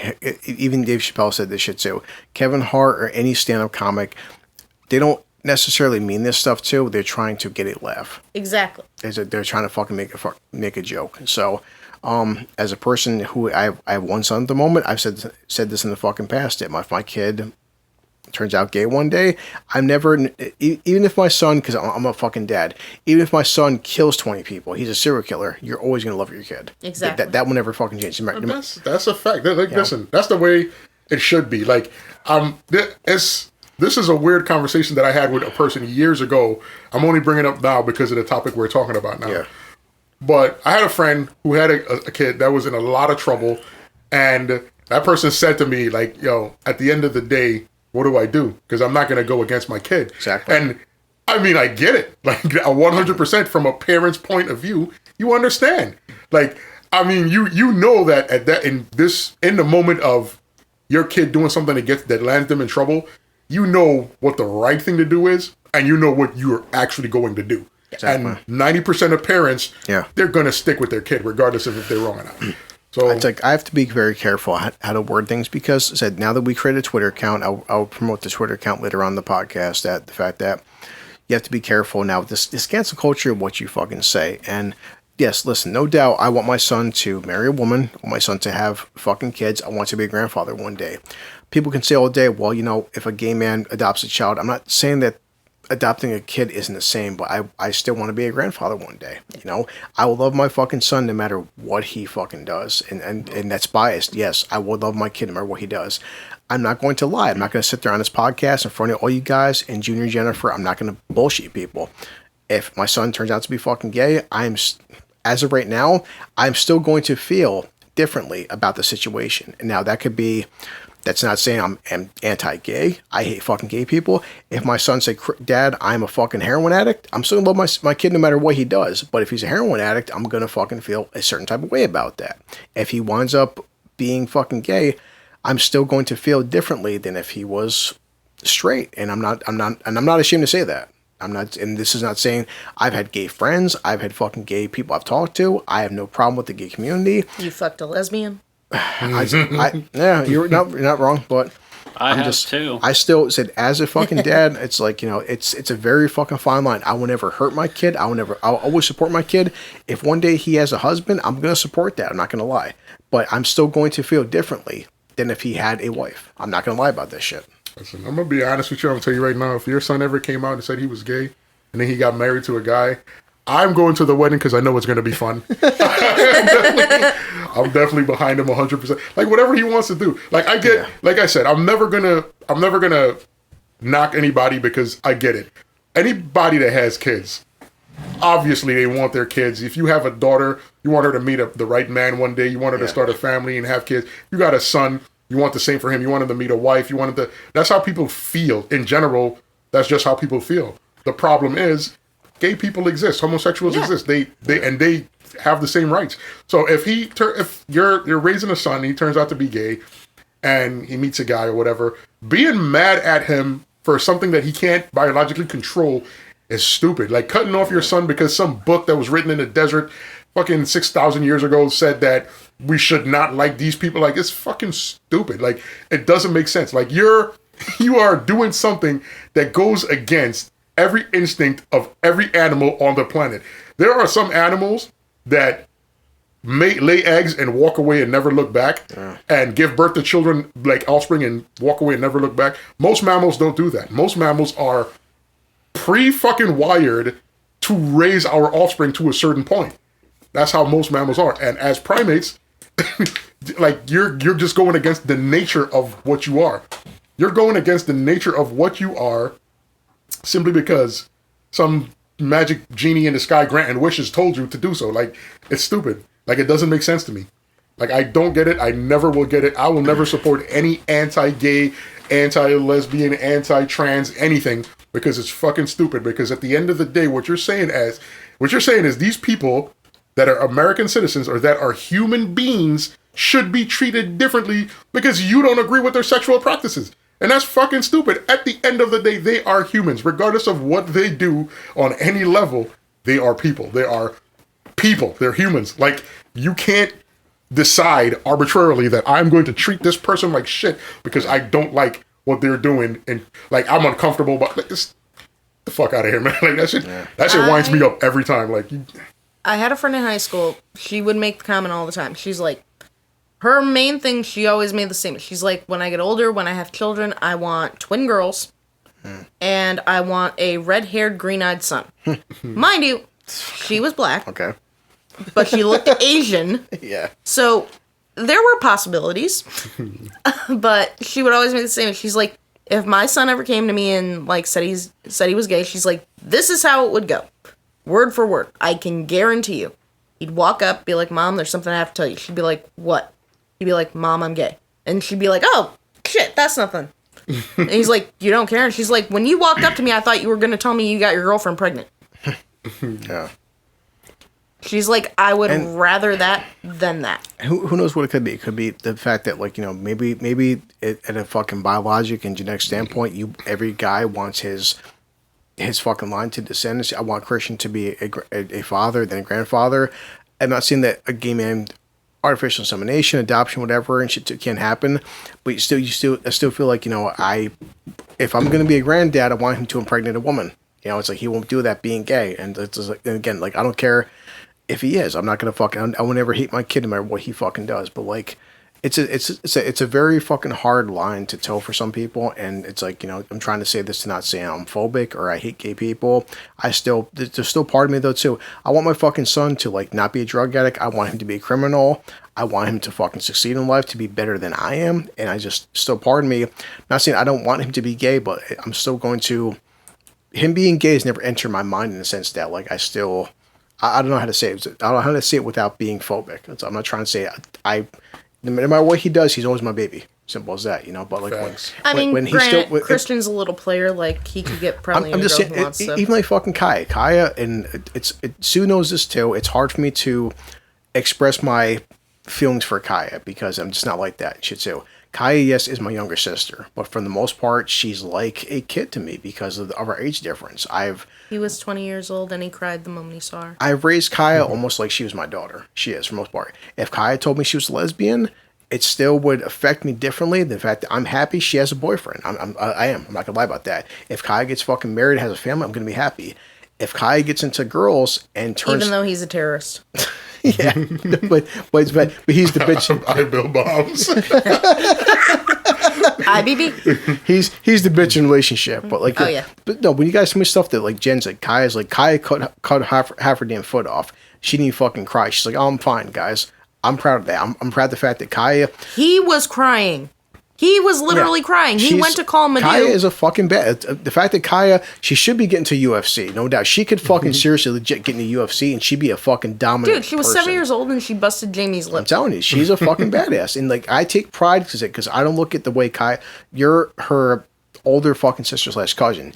Jamie and Jennifer are, but for me, I'm the oldest. Kaya is still like a baby to me. She's still almost like my fucking daughter. Yeah. I'm saying the fact that if Kaya got a girlfriend, I still would feel differently than if she just dated guys. I'm sorry, I just would. And I'm like, I'm not gonna sit there and be phony and lie about that. Say, oh, I'm fine with that. No, I'm not saying I'm not fine with it, but it still, I would see it differently. I just would, and I'm not gonna pretend. Here's something I wanted to touch on. Everybody would, but I agree with you 100%. To pretend that you won't feel different about it is crazy. Yeah, but for the people that go out of their way, because this is the reality of it. Yeah. Some people don't like it. Yeah. But it happens. There are homosexuals on the planet. There are women that like women. There are men that like men. I get that it makes people uncomfortable. There are men that like men and women. There are women that like men and women. I get that it makes people uncomfortable. But at the end of the day, if you want to be uncomfortable, that's fine. If you don't like it, that's fine. But keep that shit to yourself. There are men in this world that like women who fuck them in the ass. There are people that go out of their way to try to take the rights away from these people. Like just recently on the news, I was watching that there's a new law passed. Oh, you see that? Yeah. Yeah. That I read that shit, and this shit, I'm not gonna lie, that shit triggered me. I was immediately angry. Like I was so angry that if you were around me in that space of time, you would have thought I was gay and I was getting ready to fight for my rights. Like that's because I'm like with all the shit going on right now. Like now, the country is in turmoil. Yeah, we've got a pandemic going on. We're protesting fucking police brutality. We're on the verge of all types of shit going down, and these people are sneaking laws through. To fucking to just make life harder for trans people. Like. What's the point? Like, to deprive these people of any rights simply because they are different. Like, oh God. And like, what bothers me the most is that there are people out there that make arguments for it. Like, there is no argument you could make that turns this person into less than a human being. Exactly. Like, you have no argument. Like, I get that. At one point in time, they passed laws that made black people animals. Yeah. And it feels as if this is where they want to go back to. Like, this is the place that a lot of lawmakers want to take the country back to, where they pass laws that take rights away from specific people for a specific reason, which is, on its face, fucking unfair. It just is. No matter how you slice it, no matter what argument you make, at the end of the day, this person, as an American citizen born in America, they deserve every right that is afforded an American citizen. You making laws to target them specifically because you don't agree with their lifestyle is just bullshit. It's just on its face bullshit. I don't care what kind of argument you can make. At the end of the day, every person born in this country are afforded the same rights. I don't want to hear about your beliefs. I don't want to hear about your magical Bible and your magical genie in the sky that you pray to. I don't want to hear about whatever scientific rah-rah bullshit you want to make up. Convince me that these people are not human beings. That's the first thing you have to do. If you want me to be on board with you taking away their rights, convince me that they're not humans. Make me believe that they are not human beings. If you can't do that, then there is no argument you can make after that why they shouldn't have rights. My only argument with transgender, not against people who decide they want to go and have it done, that they basically feel like their entire life they've been a woman, so they go and get the sex change done. That's fine, that's cool. I think you should wait till you're an adult to get it done. That's a whole other argument. Listen, that's a valid argument. That's a very valid that's point. That's my only issue with it. Boy, that's an argument that people have been having, where some people believe that you can't let a person too young make that decision because they might change their mind. Some people believe something else. And I agree that is an argument and a discussion that is to be had. But as far as I'm concerned, regardless of if this person chooses one way or the other or whatever, that person is still a human being. Yeah. And they are still entitled to the same. Like, I get that there are discussions to have, like, but depriving anybody of their rights I feel like that shit is just... They shouldn't be deprived of their rights because they are still a human being. And that's a problem too. We've said this before in this podcast about the whole like fucking cancel culture and Twitter fucking mob. And it's like, this is the fucking massive extremes. If I don't say I'm gung-ho, 100% fucking transgender, this and that too, I'm a piece of shit. And I'm like, well guys, I still believe I look at both sides of the equation. I look at some people like Ben Shapiro who say that trans people, and Ben Shapiro will make 15-minute videos of him to Junior, to Elliot, to Susan.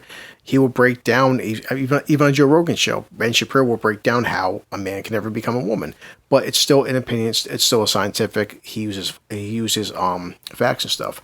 I've just fucking said before, I may not agree with you. I may not agree with your life decisions, but I still don't want harm to come upon you. I don't want death upon you. I've said it before now. I've said it for the past 5-6 years since I've heard the term transgender. And I don't give a fuck who has a problem with this. I'm still never going to participate in the idea of that a man can become a woman just because he does a cosmetic change. He wears lipstick. He is a perm. Here's the problem with that. What's the point of that argument? What's the point of saying a man can't be...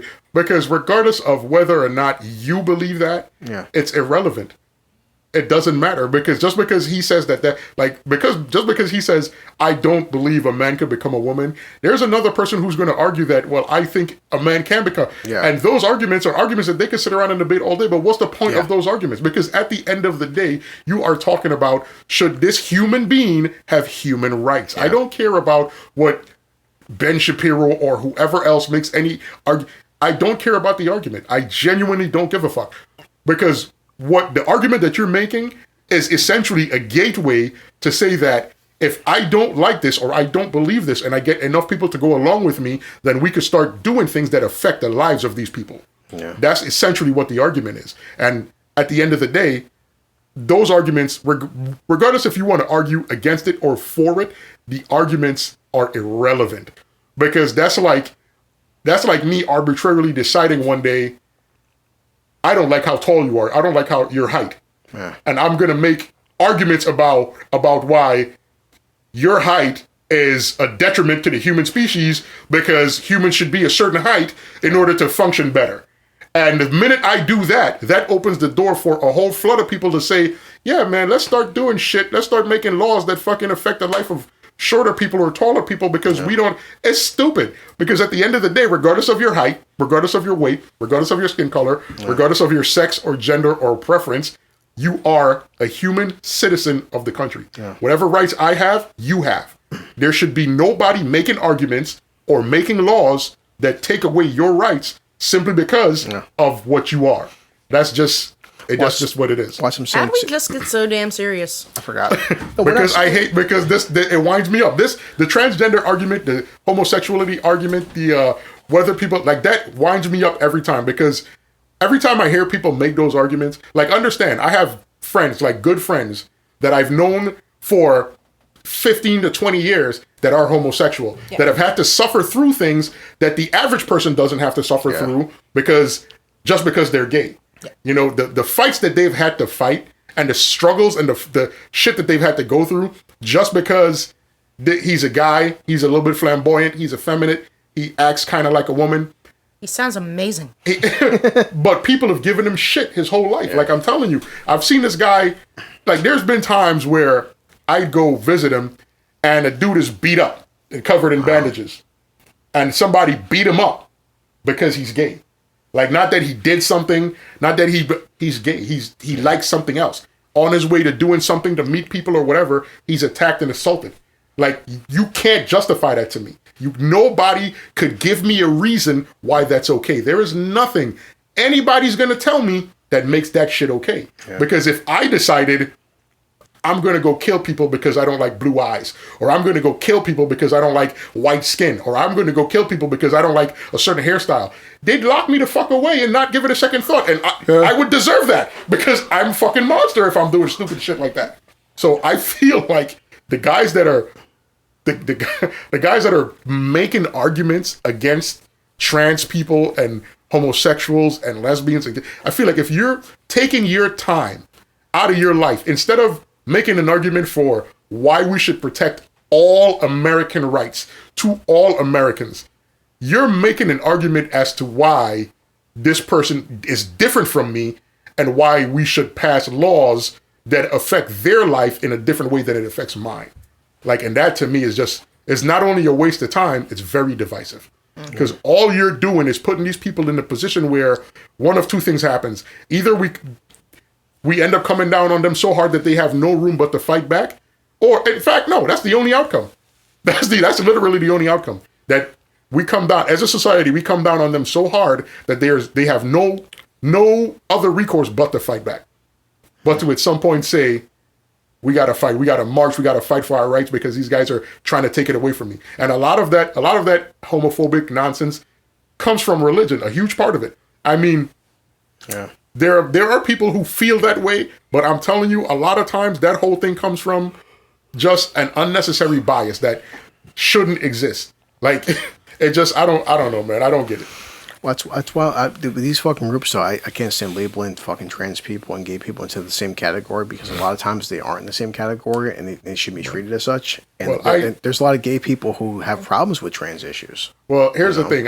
I'm not trying to lump them together in terms of all of them are the same. I'm lumping them together in terms of they're all they're all attacked in the same way. Yeah. Right? Trans people are attacked in the same way that gay people are attacked in the same way that, like the people that feel like they're born into a different body, the people that like there's so many different things that we could so many different branches of it, basically. Yeah. There are men that feel like they're women but are still attracted to men that don't consider themselves gay.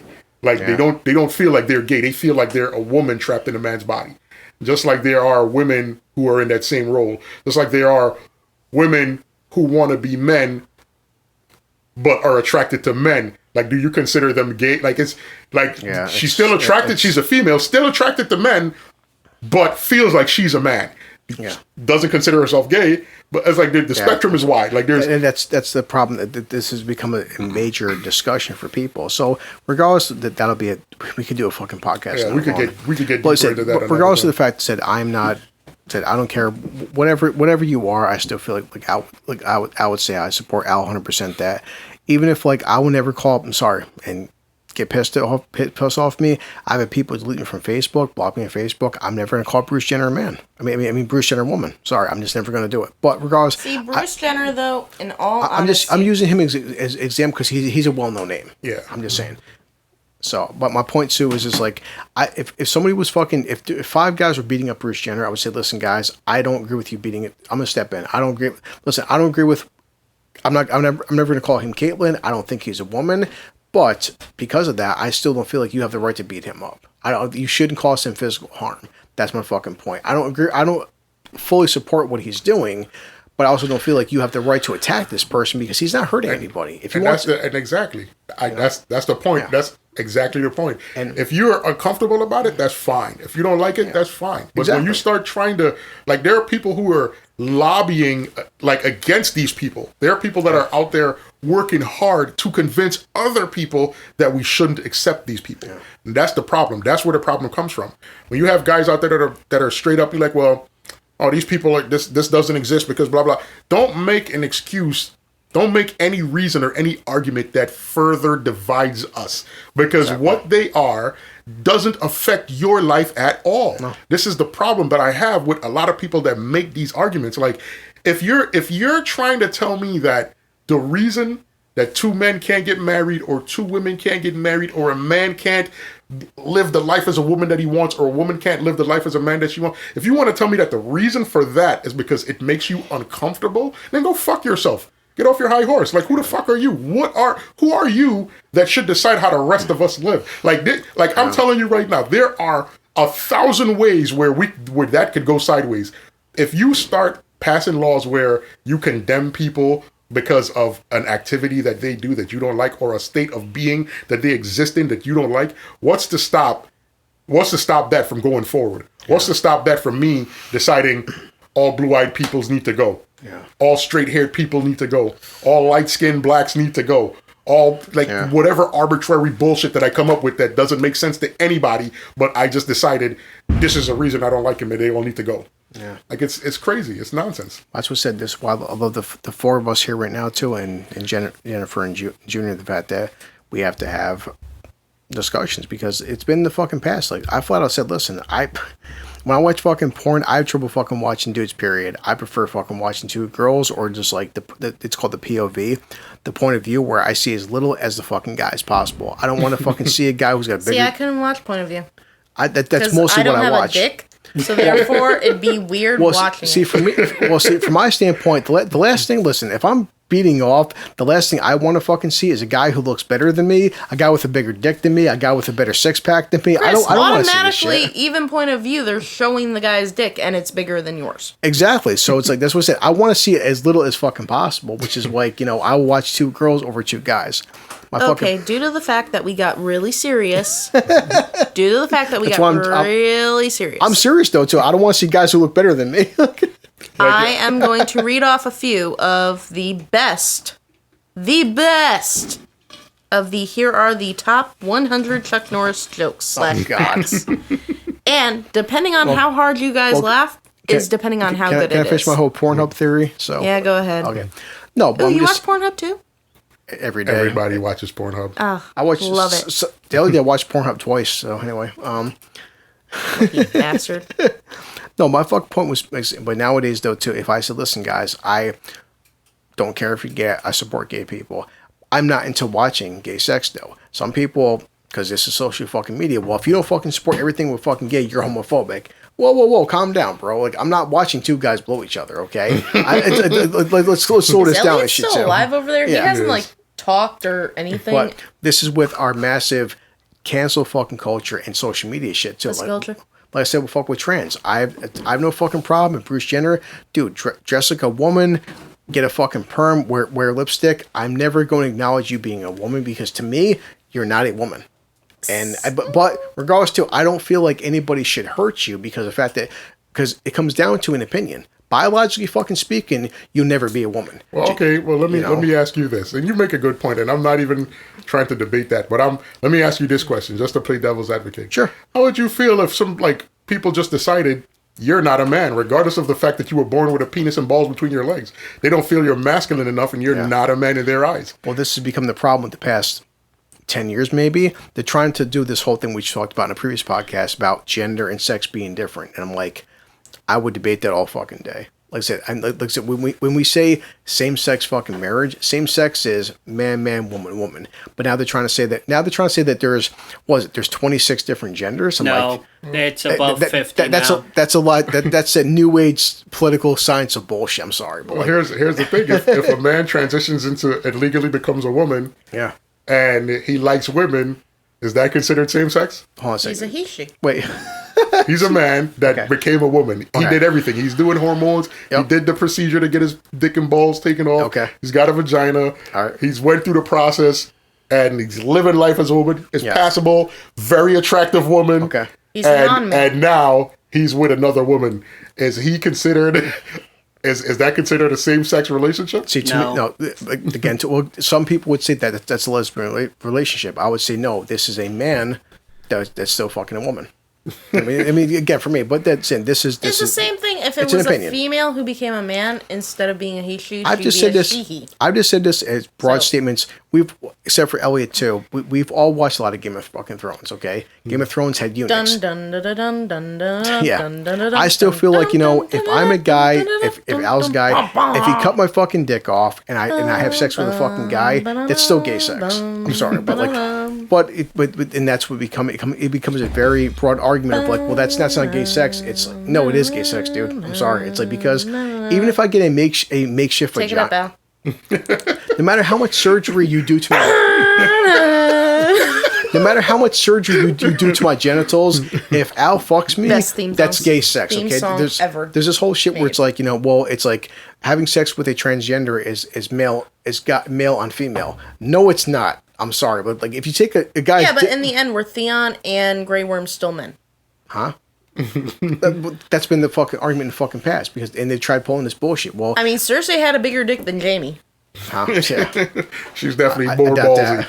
1,000%. Arya kind of had a bigger dick than Gendry. and that becomes the fucking stigma of like gender Although I'd still fuck gender Gendry. versus sex about mentality versus physicality. I said, no matter how you fucking say it, Susan, you can't get nobody pregnant. I can't birth a child. I can damn sure try.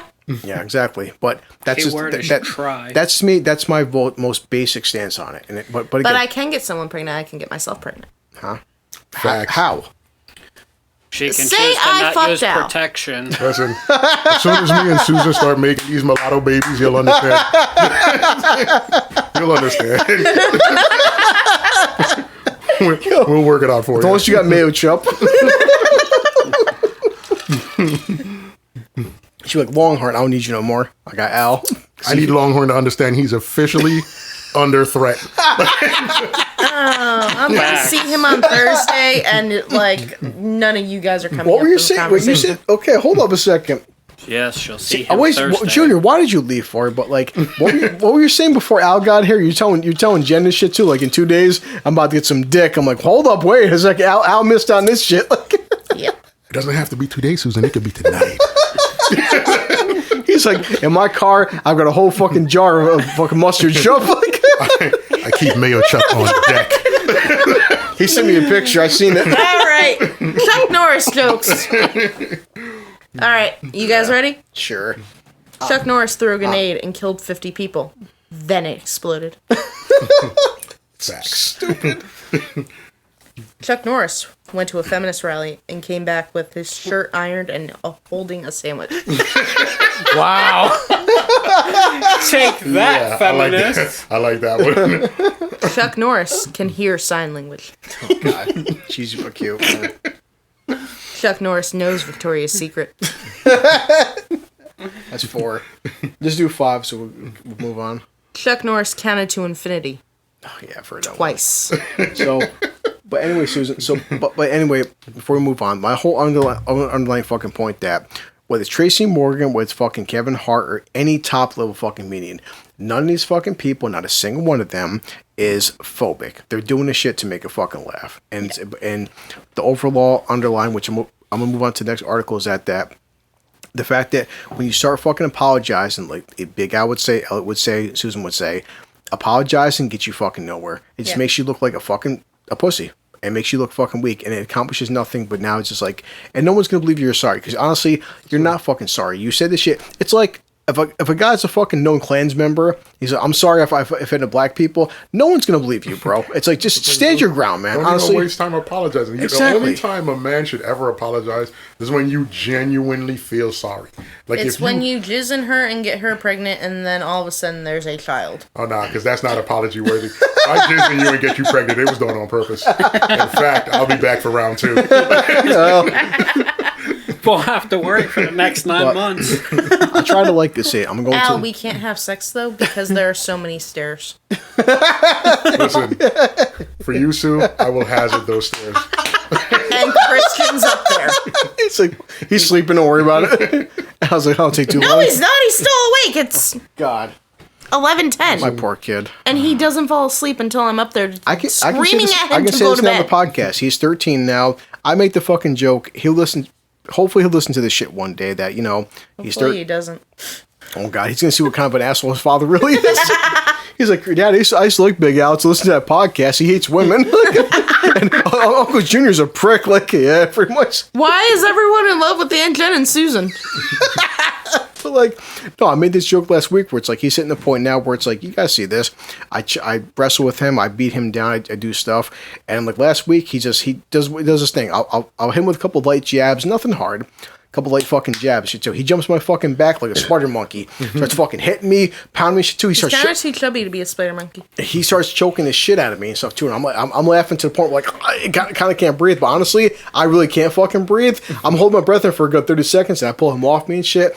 I send him to the fucking ground, but he jumps on me again too. He's punched me as hard as he can, kicking me. And last week I woke up and I woke up before going to work like, man, my fucking back is fucking sore. And I'm like, why am I? My son fucked me I'm up. like, why am I sore for? I was checking my stomach. I had legit bruises on my stomach, and I can't tell him this, but like, hold up, this little fucker's starting to hurt a little bit now. I didn't tell him this, so I'm like, so he's at the level I where remember when he was little, he used to headbutt everyone. yeah, well, he's 13 now, where his punches, like, even I'm thinking he's still in my mind. He'll never. I don't know what age he'll pass this, but in my head, he's still 8 years old. So when he punches me, I'm thinking an 8-year-old is punching me. No, a 13-year-old who weighs 50 more pounds is punching me. So I woke up and I'm like, my fucking back is sore as motherfucker. Good job, like, Christian. he's leaving legit right now. Bruises on me. So I'm thinking to myself, I've got maybe 2 years left where it's like, Dad, I'm 15. Fuck you, old man. Where it's like he's gonna straight drop kick me.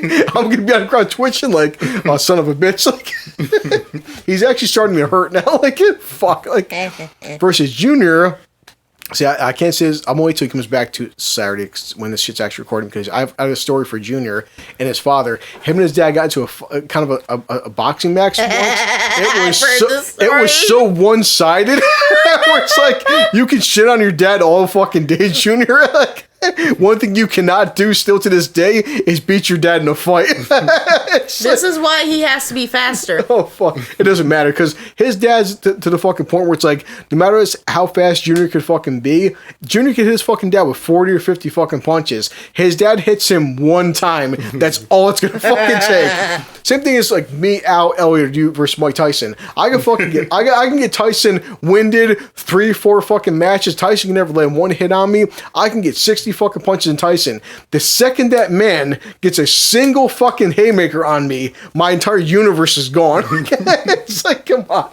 At 53 years old, I'm 38. Mike Tyson at 53 hits me a singular time. Trust me, I would be eating out of a straw for the rest of my life. Like, it's like, I've seen the videos what Tyson can do. Like, for Christ's sakes. That motherfucker is still powerful as fuck. Holy fuck. That shit, I'll tell you one thing, and this is, I've known this for guys in the fucking past. Power does not go down. Endurance goes down, yes. Even fucking, Susan, you watch wrestling. I know Al and Ellie haven't watched much. Vince McMahon is 70 years old. I've seen seen Vince McMahon, he's probably taking supplements and shit too. At 70 years old, this fucking man is like he's like doing lat pull downs with 1,000 pounds. There was a thing when he turned 60. He posed for, I think it was Muscle and Fitness. Yeah. And he was freaking proud of it. I've got that in my bedroom. He was so proud of it. And, like, in all honesty, like, Vince McMahon at 60 years old, like, motherfucker's ripped, has, like, muscles on top of muscles, a six-pack. He even said, too, he just said, he's like, I can't, benching. I don't have the endurance I used to have at 60. Obviously, I did at 40 or 30 years old, but his power, Vince at fucking 60 is still stronger than me at 38. The power doesn't change. The endurance changes, yes. But the funny the power thing is, now, Vince McMahon, when he was 60, also had his, like, Life DVD come out. Because, you know, wrestlers do that shit. So, what was funny was, when they showed the Muscle and Fitness fucking cover, and they showed Vince standing next to it, and they showed Vince doing the photo shoot, they had JBL, who was, I believe, like, 30 at the time, or not even 30, 38, probably your age. Yeah. And he's sitting there and he's laughing hysterically and he's going, Vince McMahon is fucking 60 and he looks better than I do. And this is one of his fucking professional wrestlers making that comment. I mean, obviously guys like fucking Vince and The Rock and Tyson and shit too, they have different fucking supplements and training regimens than any of us would have too. But I'm just saying, the point is that Tyson at 70... again, would still kill me in a fucking fight at 38. I'm just saying that you can't change that shit. So. I wouldn't like to run into him in a dark alley in a bad mood ever. Yeah. Yeah, there's certain guys. So, but because we're getting kind of late now, so we did kind of make up some funny shit without Junior here for the past hour. But my whole point was I want to finish up this whole Twitter and tweet thing and whatever.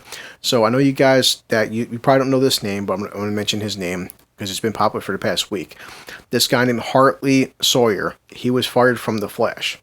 Now, almost to the lines, Susan, Alan Jr., Elliot, sorry, Elliot, you guys all know this too. Remember not too long ago, James Gunn was fired from Disney. James Gunn directed Guardians of the Galaxy and Guardians of the Galaxy 2. He was fired from Disney. Then right now he's actually directing, after Rona, he's directing Suicide Squad 2.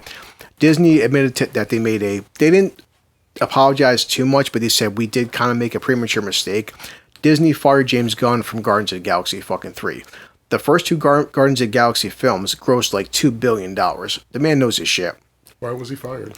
He made fucking tweets a decade, literally 10 years before he directed the first Guardians of the Galaxy film.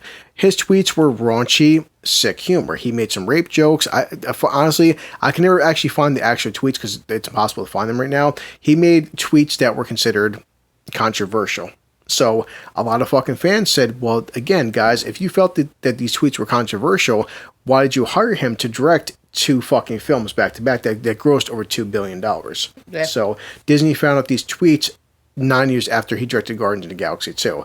Disney has since made a semi-public apology. They hired him fucking back. After he's done directing Suicide Squad 2, he's going to be directing Guardians of the Galaxy fucking 3.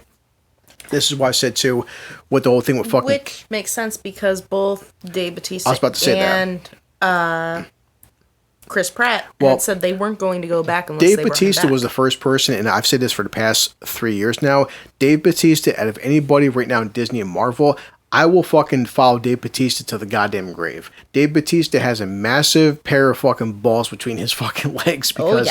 Before Dave Bautista became Drax in Guardians of the Galaxy, he had a semi-popular, wrestling career. Yeah. He had a couple fucking movies. Drax made him a household fucking name, as any major franchise. Dave Bautista, the second Disney fired Bautista, he said flat out on his tweets, on his Twitter account, fuck Disney. And he was like, if Disney does not bring, I was like, I've known James Gunn for many, many fucking years now. This man is a fucking saint. He made some years ago very raunchy, controversial fucking tweets, but he's a good fucking human being. He made some comedic fucking tweets. If Disney does not hire James Gunn fucking back, I will never come back and do fucking Drax. Now, some people could say, well, you know what, then they can just hire a new actor. They can fucking just replace Drax. The fact that the entire time Dave Bautista said, fuck Disney, you know how many fucking actors are too afraid to say fuck Disney? Dave Bautista's like, hey guys, right now, James Gunn is going to fucking direct Suicide Squad 2. He goes, if he needs me, I'll be there in a second. He's got a lot of side movies, not big movies, but he's got a fucking career. Dave Bautista said, guys, I don't fucking need Disney. He's like, I'm going to stick by my friend. The fact that he's that loyal to this man, because remember too, Chris Pratt, the entire Guardians of the Galaxy fucking cast, besides Bautista, for the first 6 months, didn't say a fucking word. Yeah. Eventually, Bautista kept shitting on fucking Disney, to the fact that like now Chris Pratt's like, you know what? Maybe he's got a fucking point. Maybe Zoe Saldana's got a fucking point. Maybe the entire cast has a fucking point. Disney eventually hired James fucking Gunn back. It's the fucking point that if you had a problem with his raunchy sense of humor, you shouldn't have hired him to direct these fucking movies. Yeah. Fast forward to 2020. This guy, you guys don't know his name. He's Hartley Sawyer. He's on the fucking Flash. He plays the elongated man. Basically, it's the Flash's version of Mr. Fantastic from Fantastic Four. Okay. He's been on the Flash for 3 seasons. He's been in different crossovers. He's been this character for 3 years. He made some tweets 7 years ago. Now CW just fired him because of tweets he made 7 years ago. If you had these problem with these fucking tweets 7 years ago, why did you hire him to be on your show for 3 fucking years? Now, I read his fucking tweets too. This could be considered controversial, considered racist, but the CW felt that his tweets 7 years ago, which he took down, but it didn't matter because of Twitter, they felt that his tweets were too controversial. Now, it's like I could read some of them. I mean, Al and fuck Elliot and Susan, some are kind of corny, some are kind of stupid, but the point I'm trying to make is that the tweets that he fucking made were considered comedical. They were kind of fucking shitty, but they were just, it's some dude just trying to be a funny person. So, 2012, okay, he said that the only thing keeping me from doing mildly racist tweets is the knowledge that Al Sharpton would never stop complaining about me. Is that really racist? Is that too offensive? It's kind of cringy, but like not like, you know, he's not saying racist shit. He said, 2012. As a lad, one of my favorite activities was kidnapping homeless women and cutting off their breasts. He's like, so I don't have to. He said that he was like, I want to date rape myself so I don't have to masturbate. I mean, it's cringy. It's kind of like. There's a stupid. It's just stupid, honestly, again, too. But he made this shit 7 years before he joined CW. Okay, they really can't get mad over the last one because he's not saying he date raped someone else. He's saying he'd do it to himself. Yeah. So I think my overall arc, and before I finish, because I want to end this podcast, I'll let Elliot, Susan Jr. make this, is that here's the fucking problem, guys, with Twitter. Joe Rogan said... not here. Sorry, wow, I'm fucking loaded. So anyway, Joe Rogan said this. David Spade and Howard Stern said this. Every fucking top comedian over the past decade said this shit.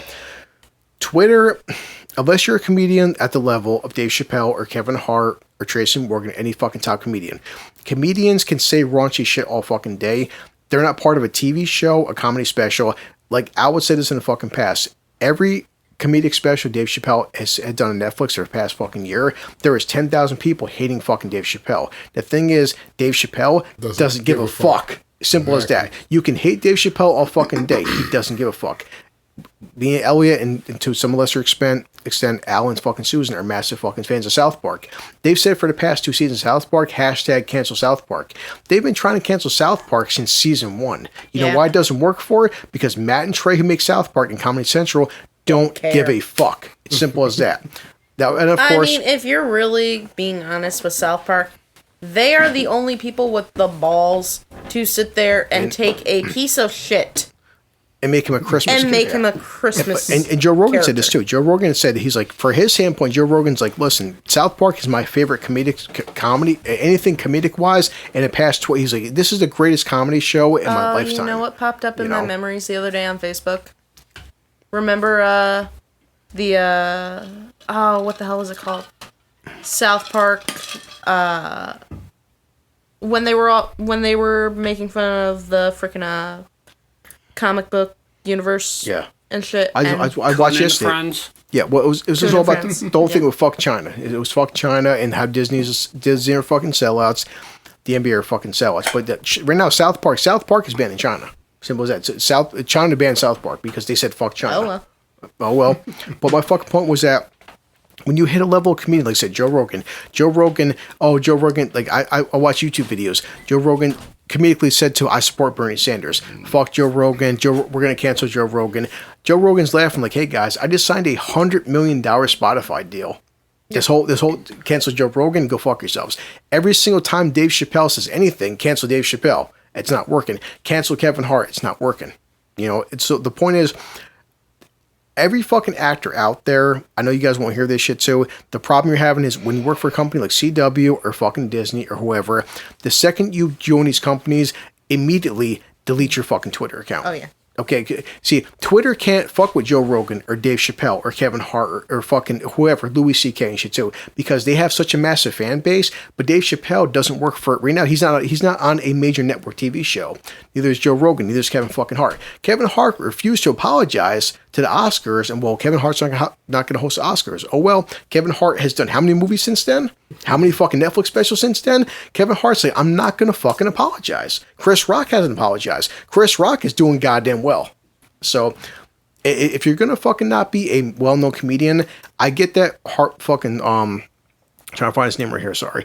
Hartley's fucking story, and this has been a ton of fucking actors and celebrities. If you guys want to have raunchy humor, unless you're a top comedian, unless you're not working for a major studio, keep your fucking tweets on the side, because unfortunately, and Big Al's fucking said this shit too, is just like, you know, no matter how you word shit, people are going to fucking find it offensive, and they're going to try to fucking cancel you, and because 5 people were offended, the studio you work for, the company you fucking work for is going to fire you, and this is the fucking problem.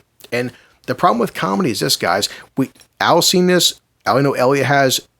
Susan's seen this, and I've watched it 3 fucking times now. Dave Chappelle's special. Oh yeah. Automatically in 846, it says right there in the YouTube channel, Dave Chappelle wants to apologize because this is Dave Chappelle, quote unquote, unrefined. What people don't understand about stand-up comics is, me and Susan seen Christopher Titus, 2 years ago? Yep. Christopher Titus pulled out a fucking notebook. He said, hey guys, I'm trying out some new jokes. I'm sorry if these new fucking jokes, they're kind of fucking brand new. They're not finished. They're not touched up. I want to hear the fans' feedback. When you watch Chappelle or fucking Kevin Hart, Eddie Murphy, anybody, when you watch an hour special on fucking Netflix, Bill Burr, they've rehearsed these fucking jokes 15, 16, 30 fucking times. These jokes are not fucking fresh. It's taking these guys a year, 6 fucking months, 8 months to refine these fucking jokes. It's simple as that. The problem with fucking Twitter is, and Rogan talked about this, anybody, I can tell Elliot, fuck you. On fucking paper, if I say on Twitter, fuck you, Elliot, he may take that as a fucking insult. If I say, fuck you, Elliot, and start laughing, he knows I'm joking. The problem with fucking Twitter is, Twitter, saying a fucking joke and speaking a joke is 2 way different fucking things. See, Elliot never knows when I'm serious, though, when he's met me in person. But to some extent, though, he can tell by the tone of your fucking voice. Can he? This is the fucking issue with fucking Twitter. There's too many stand-up comics out there that are trying to get fucking jokes across, and they're saying this shit on Twitter. And Twitter, again, I mean, there's a billion different scenarios we can get into where you're trying to say a fucking joke and it doesn't work. Bill Burr's the whole time, remember, he said a shit with Paper Tiger. It's like, if you read on fucking transcript, this girl was like, please stop. Oh my God, stop. You're being too fucking mean. Bill Burr's like, he's like, she didn't say it like that. She said, oh, stop, guys. Stop. You're being too flirty. You're being too. Bill Burr did a whole fucking 15-minute rant about how Al's seen it, Elliot's seen this, how transcript of a girl flirting with you versus tweeting a girl flirting with you is a fucking problem. This is the fucking problem with Twitter. If you're working for a major company, delete your fucking Twitter account, and also, too, stop fucking apologizing. I think that's why they created emojis. Even then, no. So. Hey, I could send Longhorn a picture, a text message, and only have it be the eggplant emoji. Well, we're hitting 2:30, but we've said this. I started my own personal Twitter account. I've made a Blue Collar Losers Twitter account. I'll send it to you guys and Junior and Jennifer after the fucking podcast. Our Twitter account is open up to anybody. join our fucking Twitter account, and I've said this with fucking Alan Jr. said 2 weeks ago, the fact that I'm ready to go into fucking Twitter. I'm ready to go balls deep in fucking Twitter, and all 6 of us, we're never going to apologize how the fucking way we feel. Because here's the fucking problem. If 10,000 people like something that Big Al said, or Elliot said, or I said, and 100 people are fucking offended, you 100 people, go fuck yourselves.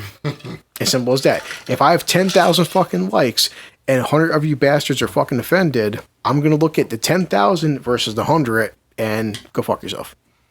So, I'm not going to apologize for like I said, any of us too. We'll get to his next podcast. Name anybody from Eddie Murphy to George Carlin to fucking Bill Burr to whoever, even Bill Cosby himself. He was a great comedian. Anything they've said in the past 30 fucking years before social media existed would be torn fucking apart nowadays. And so the whole fucking let's dig back 5, 10, 15 years to find something they said in the past and crucify them in the present. Exactly. Suck my dick. Yeah. It's bullshit. That's what fucking problem. I said, Al, we're fucking 15 episodes fucking deep. I'm sure at some point something you said would have quote unquote offended somebody. Something I said would have offended somebody. I've made fucking black jokes on this fucking podcast, gay jokes on this fucking podcast. I don't hate fucking anybody.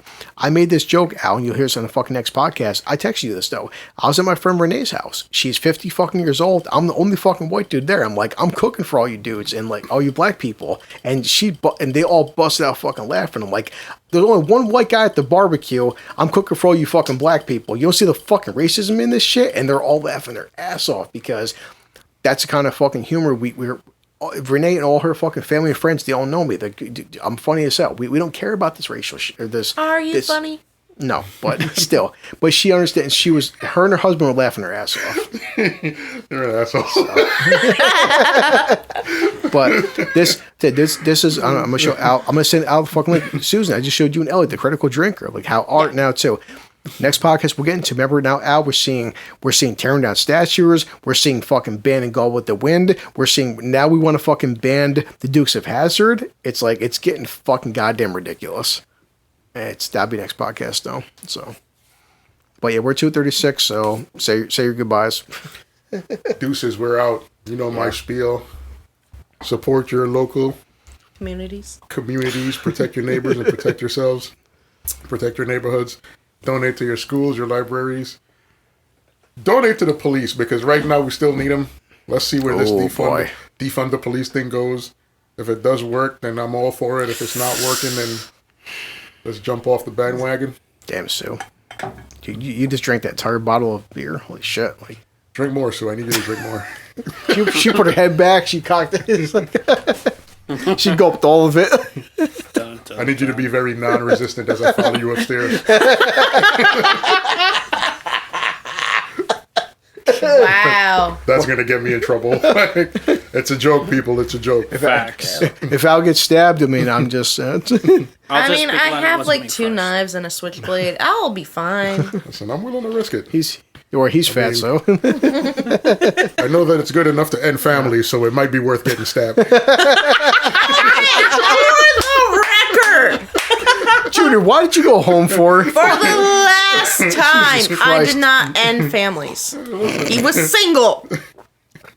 After the fact. Before the fact. Elliot, anything you got to say before we head out? Oh wait, I don't think Sue finished with her spiel, so I'm gonna let her go. I'm not a horror homewrecker. Good night. I wasn't gonna go that deep, but okay. Yeah, guys, you know my fucking spiel as always. I'm gonna break this shit down someday. Wait, Elliot didn't say his, dude. Oh, sorry. Podcast record. I'm fucking drunk. Yeah, I will never be on Twitter. No one will catch my name on there as like, hi guys, how are you? Nope, you can find me on Facebook. If you send me questions or insults, don't be mad if I send something stupid back because it's bound to happen. Well, we're on fucking Twitter. I made the Twitter account. Like literally, it says @BCL Nation. So we're Blue Collar Loser Nation. Fuck, I'm drunk, but yeah, you are. Yeah, but hey, guys, again, like as always, I will write this shit down sometime. But like, because I want to perfect my speech the way Big Al doesn't write this shit down. He just says it because it's natural to him. But that's because Al's the only one who actually is a public speaker. I'm telling you. So I'm not. But yeah, but as always, we hey, love you guys, and need you guys for some feedback and shit. And I've always said that, like, the 4 of us here, and Junior and Jen left. There were 6 of us that, and not a single person here that we don't want your money, and we don't fucking need your money. And I'm not taking donations, and we just want some fan feedback and to have a good time and talk about some blue collar shit. And guys, please, especially now, things are more opening back up too. I'm seeing more bars open up. I'm seeing more Regal Cinemas open up in July 15th. And like, hey, I support local businesses. I support people that are working for a living. I don't support people on YouTube and Twitch and TikTok and Instagram and fuck OnlyFans. And hey, go out and get a real fucking job and contribute to society. And I'm not going to give you $5. I'm not going to. Pornhub is free. Trust me. Pornhub Premium is free. I subscribe to it, okay?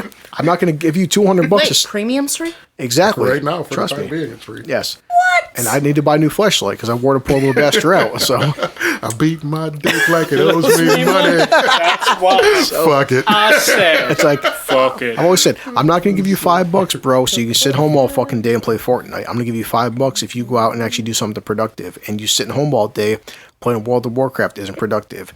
Get a real job, you dickhead, like the 4 of us right here. So, yeah, Fuck it. I'm gonna write down the stuff that we missed out on, and love you guys, and tag us on Twitter. We are at BCL Nation. We are Blue Collar Losers on fucking Twitter, and it's slow, but we'll get there, guys. We're only a month and a half in. It takes years for this shit to pick up. So, all right, we're out. Peace.